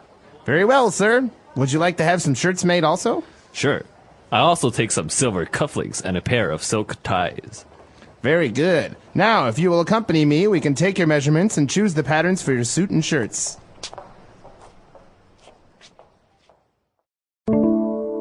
So do you have any tailor-made suits, Marco? I actually don't. I haven't. Here to the office, I never wear a suit. We don't really need to wear suits all fancy. And there have been very few occasions where I've needed a suit. So I actually don't have a suit at the moment. Not even one. Not even one. I left them all at home, and I just haven't used them, and probably they wouldn't fit anymore. This is Yeah. the problem with getting things tailor-made as well. The thing is, though, with a tailor-made suit, usually it's made to get bigger or smaller. Mhm. So maybe the shoulders and the arms are the same, but if you gain weight or you lose weight, the tailor can make those small changes. That's right. Actually, I would. I had a friend who got some tailor-made jeans, and I think that would be nice because sometimes, I don't know, jeans for me, they don't fit well. Yeah, me neither. There's a very famous company that does tailor-made jeans that I was thinking about going to because I hate buying jeans off the rack. Yeah, they usually don't fit either. The waist is too. If I need a bigger waist, but then everything is too baggy and it just doesn't look right, or everything is too small. So I think this is a very interesting thing. Although I don't know how expensive it would be because getting tailor-made clothes is relatively expensive. It can be very expensive, although that's usually in America or in Europe. In places like India and China, I think it's much more common to have things made to fit you, Mhm. tailor-made. This is a very interesting subject, and actually, we are wondering if maybe you know a tailor, you are a tailor, or you've gotten things tailor-made for you. Maybe you got married recently and you had a tailor-made tuxedo or a tailor-made wedding dress. That's right, so let us know. We can be found at englishpod.com. We hope to see you there. All right, bye guys. Bye.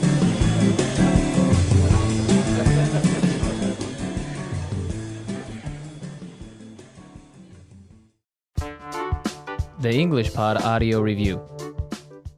Listen to the meaning, then say the vocabulary word.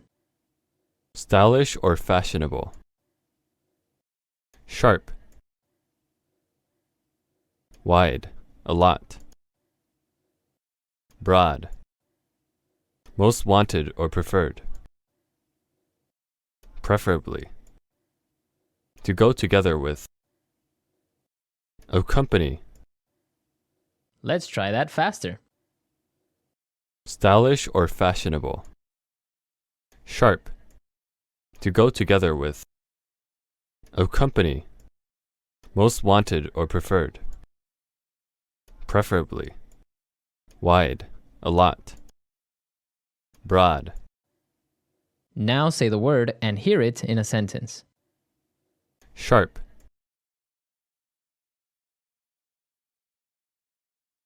Dan looks really sharp today. I think he has an important meeting. Sharp. I always try to look sharp on Mondays. Sharp.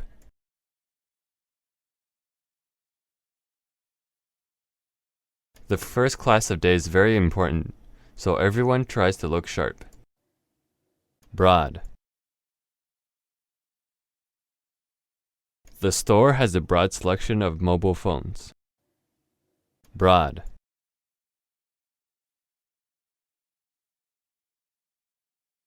The new Victoria's Secret catalog has a broad selection of clothes and lingerie. Broad.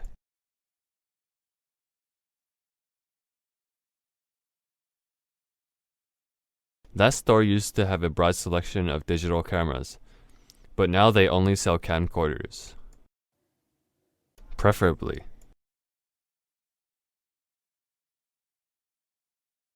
You should buy some vitamins, preferably from a well-known supplement maker.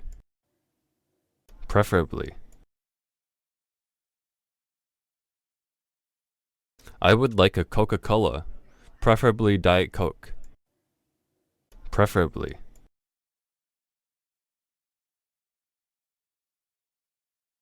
I would like to live in Chicago, but preferably in the downtown area. Accompany. The vice president accompanied the president to Peru. Accompany. She went to Europe accompanied by her colleague. Accompany. The tour guide will accompany us to our hotel.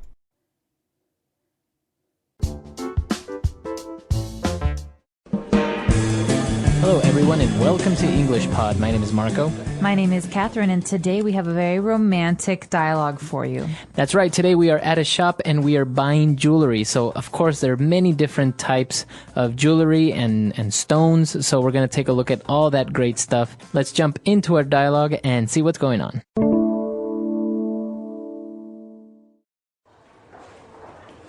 Good afternoon, sir. Is there anything I can help you with today? Yeah. I'm looking for a nice gift to give my girlfriend. Our 5th anniversary is next Friday. Well, I would be happy to assist you in choosing the perfect gift for her. Is there anything in particular that you have in mind? No, not really. I'm completely at a loss. Well, you can give her a set of pearl earrings, or this beautiful heart-shaped pendant. What is her favorite gemstone? That purple one. I'm sorry, I've never bought jewelry for anyone, and I'm kind of nervous. Don't worry, we specialize in providing our customers a relaxed, pressure-free shopping environment. That stone is an amethyst. We have a range of beautiful amethyst pieces. Take a look at this bracelet. It's 18-karat rose gold studded with amethyst and blue topaz. It's a great statement piece. Oh, wow. That's really pretty. Jess would love that. But I was thinking of something a little more delicate, perhaps a necklace? We have this beautiful platinum pendant, or you could also get her a locket. You could also get her a timepiece. It's both glamorous and functional. If you tell me a little more about your girlfriend, maybe I can help you find something for her. Jess? Well, she's very smart. She has a great sense of humor. She's very feminine. Perhaps you could give her a ring. Well, actually, I was thinking about asking Jess to marry me. I've just been so nervous. Well, sir, I believe your 5th anniversary is a great time to propose. Okay, I've decided. I'm going to pop the question. Fabulous. We should look at engagement rings then. Now, that's a whole other section. All right, we're back. So now let's take a look at language takeaway. Language takeaway. In language takeaway, we have a lot of jewelry words and terms for you. So let's take a look at some of these. The first one I want to talk about, Marco, is pearl earrings. That's right. The sales assistant offered a set of pearl earrings.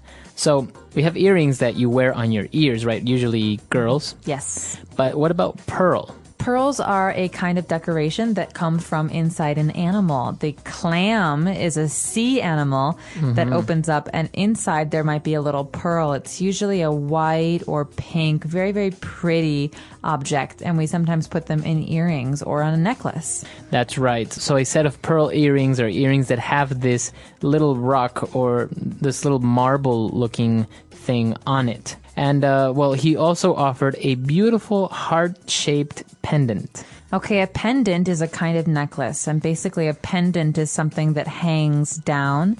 So in this case, it's a necklace that might have something on the bottom that hangs down like in the shape of a heart. So that's what heart-shaped means. It means that it has the shape of a heart. Like, for example, you can have a heart-shaped cake. You can also have a heart-shaped face. Okay, very good. So, and of course, the pendant is a little thing that hangs from the necklace. Now, maybe some pendants can also have a gemstone, and that's our next word. So a gemstone is not just a normal stone. It's a beautiful, normally expensive stone. And we often have gemstones that relate to a person's birthday. Right, right. So these come in many different colors and types. The two that we heard about in today's dialogue are purple and blue. That's right. The purple stone that you're talking about is the one that the shop assistant suggested, which is amethyst. Amethyst is a purple stone. It's really, really pretty, and it's sometimes light, sometimes a little bit darker. Depends on the one that you're looking at. But amethyst is a little bit difficult to say, but it's a kind of gemstone. The other one we heard about is called topaz. Okay, a topaz, and this one is blue. So I guess they all look very much like diamonds, but they are different colors. So topaz looks like a blue diamond, kind of. Right, and ruby is red. And ruby is red. Very good. I think there's a black one that's called onyx. Onyx is black, that's right. Okay, so many different types of gemstones, and as Catherine said, usually each month has a specific gemstone, so that's considered your gemstone if you were born on that month. Exactly. All right. Now, moving on to our next word, we have another type of jewelry that usually hangs from a necklace, just like a pendant, but on this occasion, it's a locket. Okay, a locket is something that usually women will wear around their necks. Now, this is like a pendant, but it opens. So it's something that can open up, and sometimes people have photographs inside. Many times they're shaped like a heart or a book, and inside you can see a picture or a note, something very personal. Okay, very good. So it's very similar to a pendant, but as you said, it opens up. You see it all the time in movies. People have pendants, and inside they have a nice picture of someone. That's right. So that's a locket. All right, very good. I think we've taken a look at a lot of vocab related to jewelry here. Why don't we go back, let's review this dialogue, and we'll be back in a bit.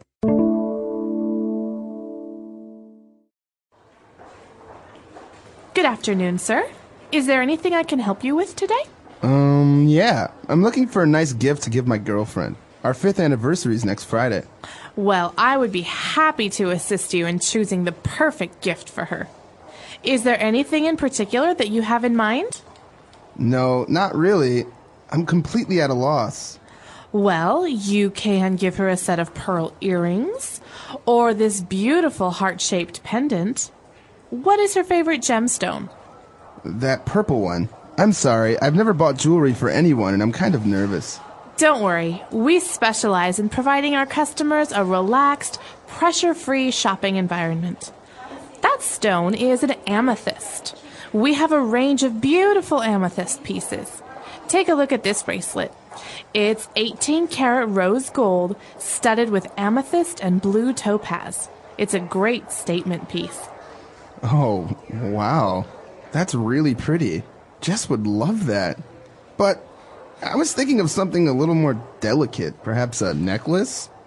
We have this beautiful platinum pendant, or you could also get her a locket. You could also get her a timepiece. It's both glamorous and functional. If you tell me a little more about your girlfriend, maybe I can help you find something for her. Jess? Well, she's very smart. She has a great sense of humor. She's very feminine. Perhaps you could give her a ring. Well, actually, I was thinking about asking Jess to marry me. I've just been so nervous. Well, sir, I believe your 5th anniversary is a great time to propose. Okay, I've decided. I'm going to pop the question. Fabulous. We should look at engagement rings then. Now, that's a whole other section. All right, we're back. So now let's take a look at Fluency Builder. Fluency Builder. So the first phrase in Fluency Builder today comes from the beginning of our dialogue, where Mark says to the shop assistant, "Listen, I'm completely at a loss." Okay, so what does he mean when he told the shopkeeper, "I'm completely at a loss"? At a loss means I have no idea. I'm really confused. Okay. All right, I need help. So if a teacher asks you a question and you don't know the answer, you can say, "I'm sorry, I'm at a loss." I'm at a loss. Or when I see someone and they say, "Hi, how you doing?" They say, "Oh, I'm so embarrassed. I'm really at a loss. I don't remember your name." Okay, very good. So I'm at a loss. Now, when Mark was describing his girlfriend, Jess, he said, well, she's very smart and has a great sense of humor. Okay, so sense of humor is a characteristic that we give to people. So he has no sense of humor, or she has a great sense of humor. And this means that this person likes to tell jokes and is funny and enjoys a good time, really. So it means that this person is not really that serious or always like angry or unhappy. No, not an overly serious person. It generally means that the person is good at telling jokes and makes you laugh. Okay. So Jess has a good sense of humor. And because of all these things, and they've been together for 5 years, Mark says, okay, I've decided. I'm going to pop the question. Okay, this might sound very strange because you think, well, pop the question. What is the question? Well, in English, the phrase pop the question has a very special meaning. It means to ask someone to marry you.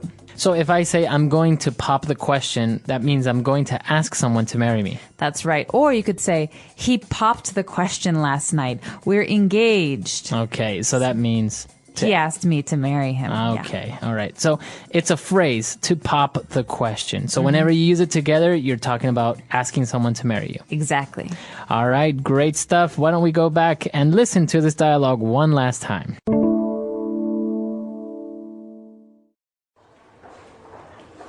Good afternoon, sir. Is there anything I can help you with today? Yeah. I'm looking for a nice gift to give my girlfriend. Our 5th anniversary is next Friday. Well, I would be happy to assist you in choosing the perfect gift for her. Is there anything in particular that you have in mind? No, not really. I'm completely at a loss. Well, you can give her a set of pearl earrings, or this beautiful heart-shaped pendant. What is her favorite gemstone? That purple one. I'm sorry, I've never bought jewelry for anyone, and I'm kind of nervous. Don't worry, we specialize in providing our customers a relaxed, pressure-free shopping environment. That stone is an amethyst. We have a range of beautiful amethyst pieces. Take a look at this bracelet. It's 18-karat rose gold studded with amethyst and blue topaz. It's a great statement piece. Oh, wow. That's really pretty. Jess would love that. But I was thinking of something a little more delicate, perhaps a necklace? We have this beautiful platinum pendant, or you could also get her a locket. You could also get her a timepiece. It's both glamorous and functional. If you tell me a little more about your girlfriend, maybe I can help you find something for her. Jess? Well, she's very smart. She has a great sense of humor. She's very feminine. Perhaps you could give her a ring. Well, actually, I was thinking about asking Jess to marry me. I've just been so nervous. Well, sir, I believe your 5th anniversary is a great time to propose. Okay, I've decided. I'm going to pop the question. Fabulous. We should look at engagement rings then. Now, that's a whole other section. So talking about jewelry and all of these gemstones, we also took a look at different metal types. We talked about gold, which is, I think, one of the most popular types of metals. That's right. It's kind of like a yellow color. Now, when we talk about gold, we talk about 14 karat, 18 karat, 24 karat, stuff like this. Yeah, so the carat, usually it's abbreviated like a K, 18K, 14K. Mm-hmm. It means how pure the gold is. Mm-hmm.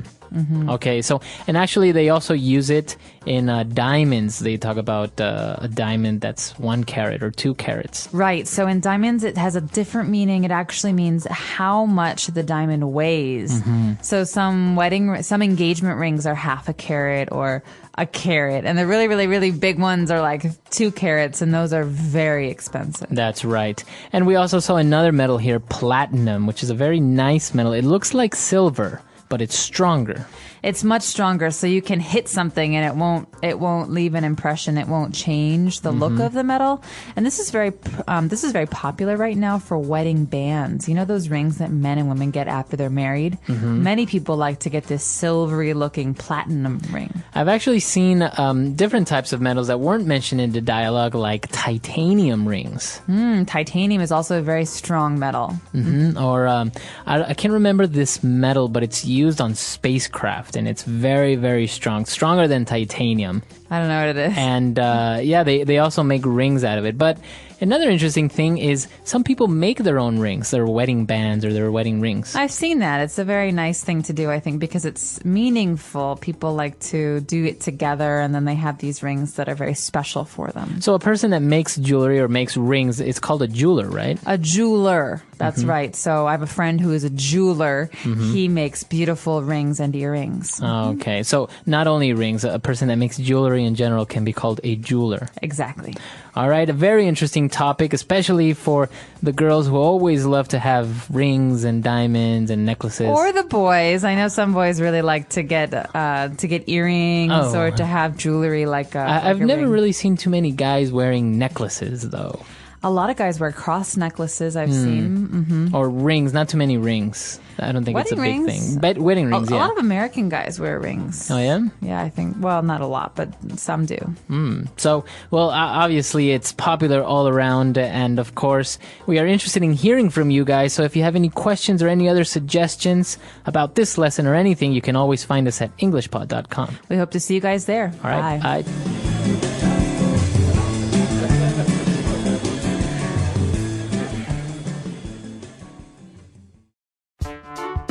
The English Pod Audio Review. Listen to the meaning, then say the vocabulary word. The date on which a romance began. Anniversary. To be thinking of something. Have in mind. Something in the shape of a heart. Heart-shaped. A piece of jewelry that hangs on a chain. Pendant. A stone that can be used in jewelry. Gemstone. A clear purple or bluish purple stone. Amethyst. A piece of jewelry worn on the wrist. Bracelet. Contains 75% gold. 18K. A blue precious stone. Blue topaz. A heavy silver-colored metal. Platinum. A small ornamental case. Locket. Ask a big question. Proposal. Pop the question. Let's try that faster. The date on which a romance began. Anniversary. A small ornamental case. Locket. A heavy silver-colored metal. Platinum. To be thinking of something. Have in mind. Something in the shape of a heart. Heart-shaped. A blue precious stone. Blue topaz. A piece of jewelry worn on the wrist. Bracelet. A clear purple or bluish purple stone. Amethyst. A piece of jewelry that hangs on a chain. Pendant. A stone that can be used in jewelry. Gemstone. Ask a big question. Proposal. Pop the question. Contains 75% gold. 18K. Now say the word and hear it in a sentence. There's a particular dish I'm always craving.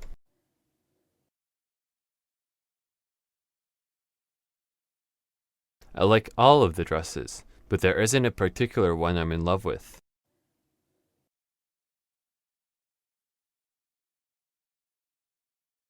He has a particular way of doing things, and doesn't like it when you do something different. Have in mind.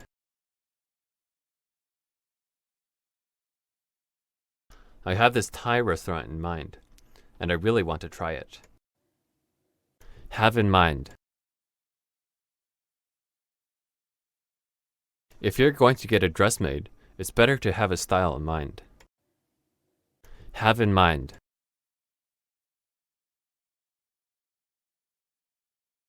Do you have any suggestions for what we can do this afternoon? I don't have anything in mind.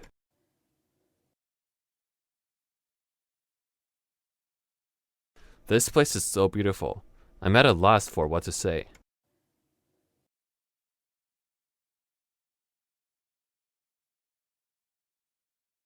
Her boyfriend gave her a great birthday surprise, and she was at a loss at how to express her gratitude.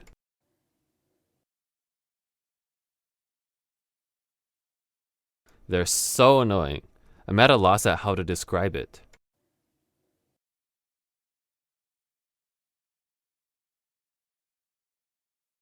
Sephora offers a wide range of perfumes, so that you can find one that suits you.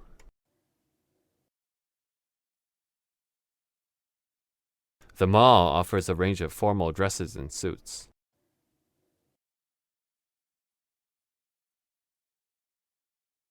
Shanghai has a lot of restaurants in a wide price range.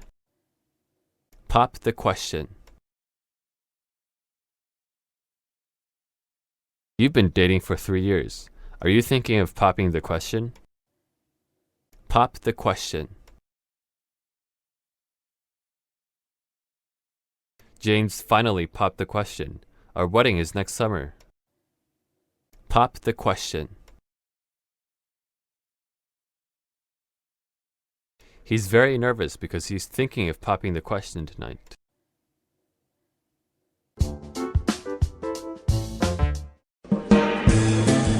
Hello, everyone, and welcome to English Pod. My name is Marco. My name is Catherine, and today we're going shopping for something. What are we going shopping for, Marco? That's right. Today we are buying pants, and we're going to try to see if we find a good pair of jeans. Yeah, sometimes pants are too small, sometimes they're too big. Let's try and find the right pair today.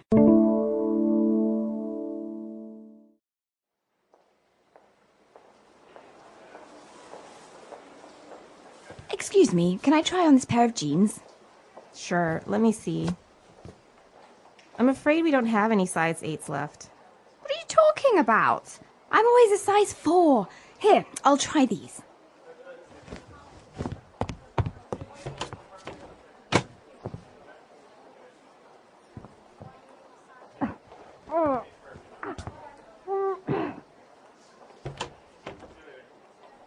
They seem a bit too tight. Shall I find you a larger size? No, they fit fine. They show off my curves perfectly. Yeah, your love handles.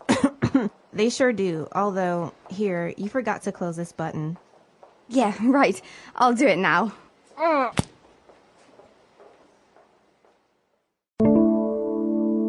right, we're back. So now let's take a look at some vocab on language takeaway. Language takeaway. All right, so today on Language Takeaway, the first phrase we have is actually a verbal phrase. This is what we do when we go to find some clothes. We try on those clothes. That's right. So that is as you said, a verbal phrase. And to try on a pair of pants or to try on some clothes is to put them on and see if they are okay, if they're the right size. That's right. So if I'm in the store and I see a shirt that I really like, I go to the dressing room to try it on. Mm-hmm. Or you could say, oh my gosh, Marco, come here. This shirt is great. You should try it on. That's right. So you try it on or you try on something. All right. So as we said, we wanted to try on a pair of jeans. So let's take a look at this connection of words, pair of jeans. All right, so you don't have a jeans, you have a pair of them. And this is because you have not one, but two legs. Mm-hmm, so pair means two of something. That's right. So it doesn't mean that you have two pants, right? It doesn't mean that you have two pieces of clothing. It means that you have one piece of clothing that's a pair of jeans. That's right. So you have one part for one leg and one part for another leg. The same is true of glasses because, you know, glasses are for your two eyes. That's right. So you have a pair of glasses. That's right. A pair of glasses, a pair of shoes. Also. Mm-hmm. Okay. So we are trying on these pair of jeans, but they seem to be a bit too tight. All right. So tight is a word we use when something is too small. It's hard to move if something is too tight. Mm-hmm. So maybe if the pants are too small, they might be too tight. Yeah, and we often say this, especially to girls. My mom used to say this. Oh no, you're not wearing that skirt. It's too tight. Uh-huh. You can see your body underneath. Okay. So actually, the opposite would be loose. If something's too big. Too big. If it's too big, it's loose. If it's too small, it's tight. Okay. Now, if it's not too big and not too small, then that means it fits. It fits. That's right. So I could say, I think I want to buy this pair of jeans. It fits very well. Mm-hmm. So if the pants or the pair of jeans fit, it means they are okay for you. They're not too big, not too small. They're comfortable. Comfortable. And in this case, she said that they fit perfectly because they show off her curves. Now, what is she talking about? My curves. Well, a curve is something that's not straight. It bends. Mm-hmm. But when we're talking about a person's curves, we're talking about maybe a woman's hips or her behind, her rear end, or her chest. And so women who have curves maybe are rounder, not flat. Okay. So it's something that usually you would use with girls, right? That, a girl has nice curves. You wouldn't really say that for a guy, I think. No, guys, you don't really talk about curves. But with girls, usually you can see someone's curves if she wears tight clothes. Okay, very good. So why don't we take a break? Let's review all this vocab and we'll be back in a bit with Fluency Builder.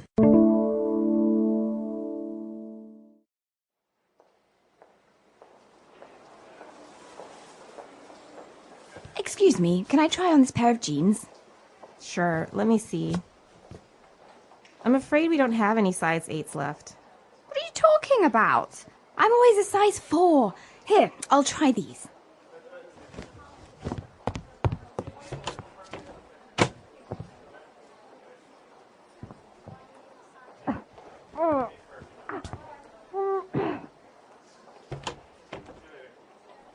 They seem a bit too tight.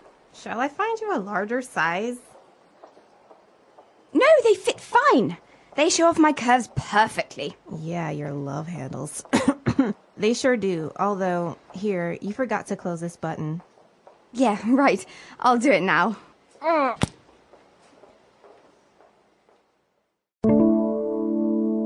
right, now it's time for 3 phrases. Let's take a look at those on Fluency Builder.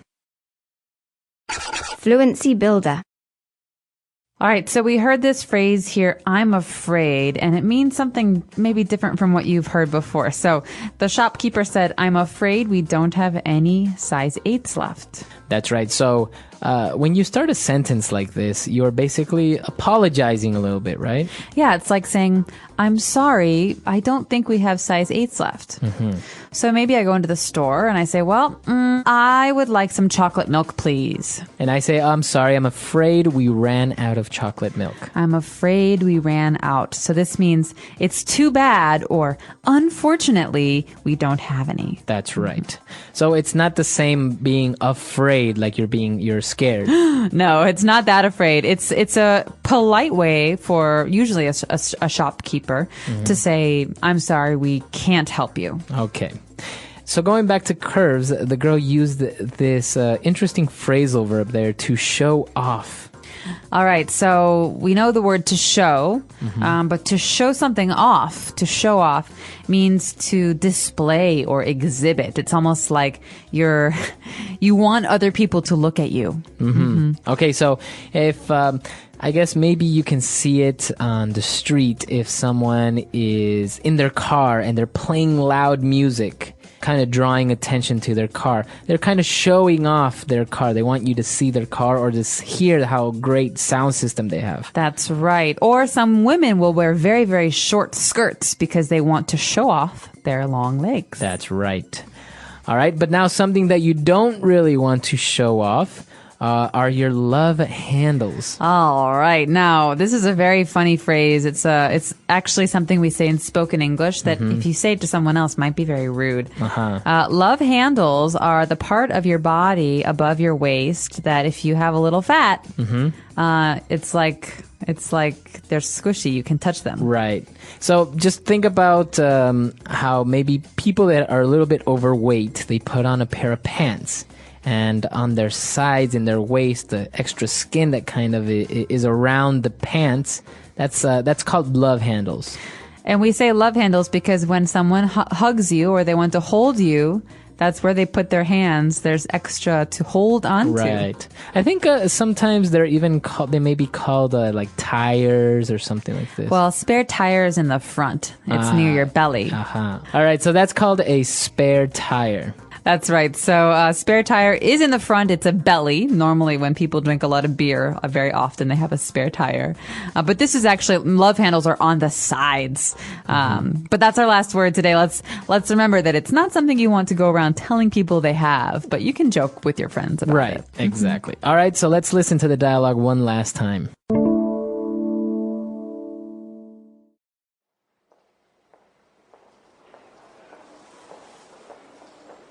Excuse me, can I try on this pair of jeans? Sure, let me see. I'm afraid we don't have any size 8s left. What are you talking about? I'm always a size 4. Here, I'll try these.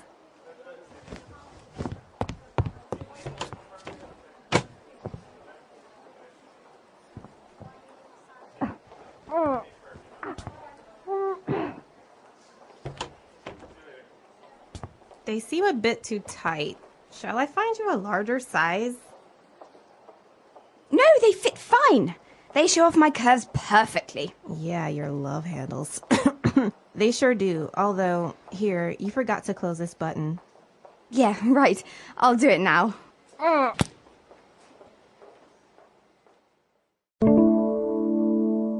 All right, so speaking about pants, I've noticed something that the girl asked for a size 4, but she really was a size 8. So how does this work? Because as guys, we don't have size 4s, 5 or 1s or anything. We like, you buy a pair of jeans, you say size 32 in the waist and size 30 in length or something like this. So that's right. Men's clothes usually indicate the size of your waist. So 32 is a 32-inch waist. Aha. But women's clothes don't have those measurements. And I sometimes think it would be better if we did, because it's very hard. Some stores have size 4, which is one size, but if you go to another store, it's very different. So you always have to try on these clothes. But normally in America, the sizes go from 0, which is the very, very smallest, to 14 or 16, which is the largest. Okay. Normal size for most women would be an 8. I think an 8 or a 10. And now, obviously, this depends on the countries. Because, like, for example, being in Asia, in China, the women are usually a little bit thinner or smaller. So it's harder, I think, it's harder to actually have this universal form of measurements for girls. That's right. So in the back of your pants, for example, there'll usually be some fabric, and it will say the size according to different countries. In America, size 6; in China, size 28. And so they'll have the different numbers. And UK is also a different size. Kind of like your shoes. If you look inside your shoe, it'll say, I think, a Japanese size, the UK size, which is like 41, 42, and the USA size, which is like size 8 or 9. Size 8, yeah. So yeah, it's very, very interesting, especially when you're buying clothes. You have to remember what size you are, and you have to ask the person to let you try it on, because some things I know you can try on, right? That's right. And in some stores, you have to ask for help to take things off the racks, so it can be very difficult. But normally, if you say, hey, can I try this on, the shopkeeper will help you. Okay, great stuff. And of course, if you have any questions or you want to comment on this lesson or any of our lessons, you can find us at englishpod.com. We hope to see you all there. All right, bye. Bye.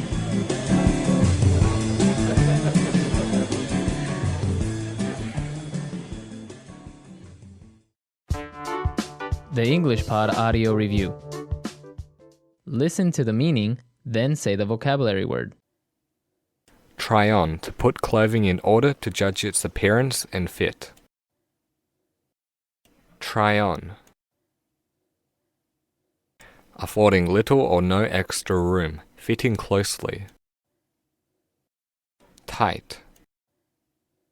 To go into or through a particular space. Fit. Bulges of fat at the sides of the waist. Love handles. Get someone to pay attention. Show. Let's try that faster. Get someone to pay attention. Show. Affording little or no extra room, fitting closely. Tight. To go into or through a particular space. Fit. Try on, to put clothing in order to judge its appearance and fit. Try on. Bulges of fat at the sides of the waist. Love handles. Now say the word and hear it in a sentence. Try on.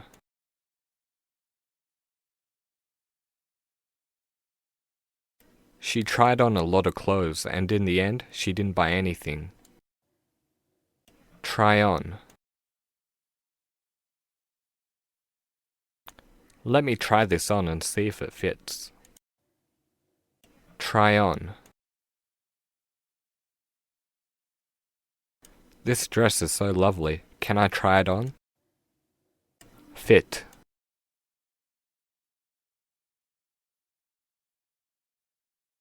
This shirt looks really tight on you. Are you sure this is the right size? Fit. I don't like clothes that are too tight. Fit.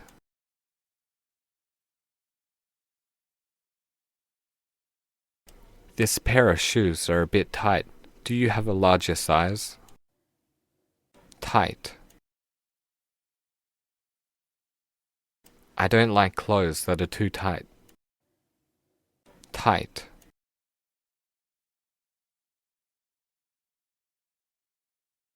This pair of shoes are a bit tight. Do you have a larger size? Tight.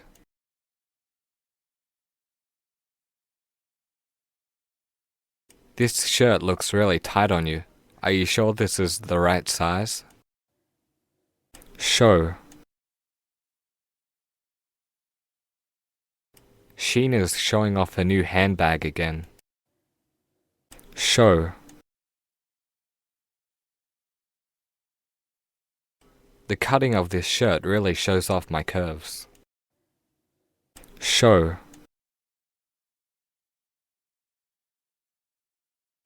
He bought that sports car just to show off.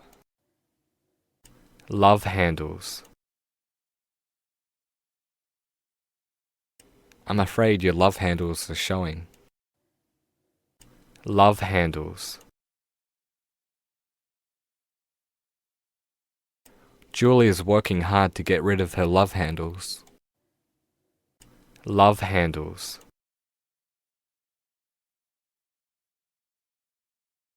She likes to wear loose t-shirts to hide her love handles.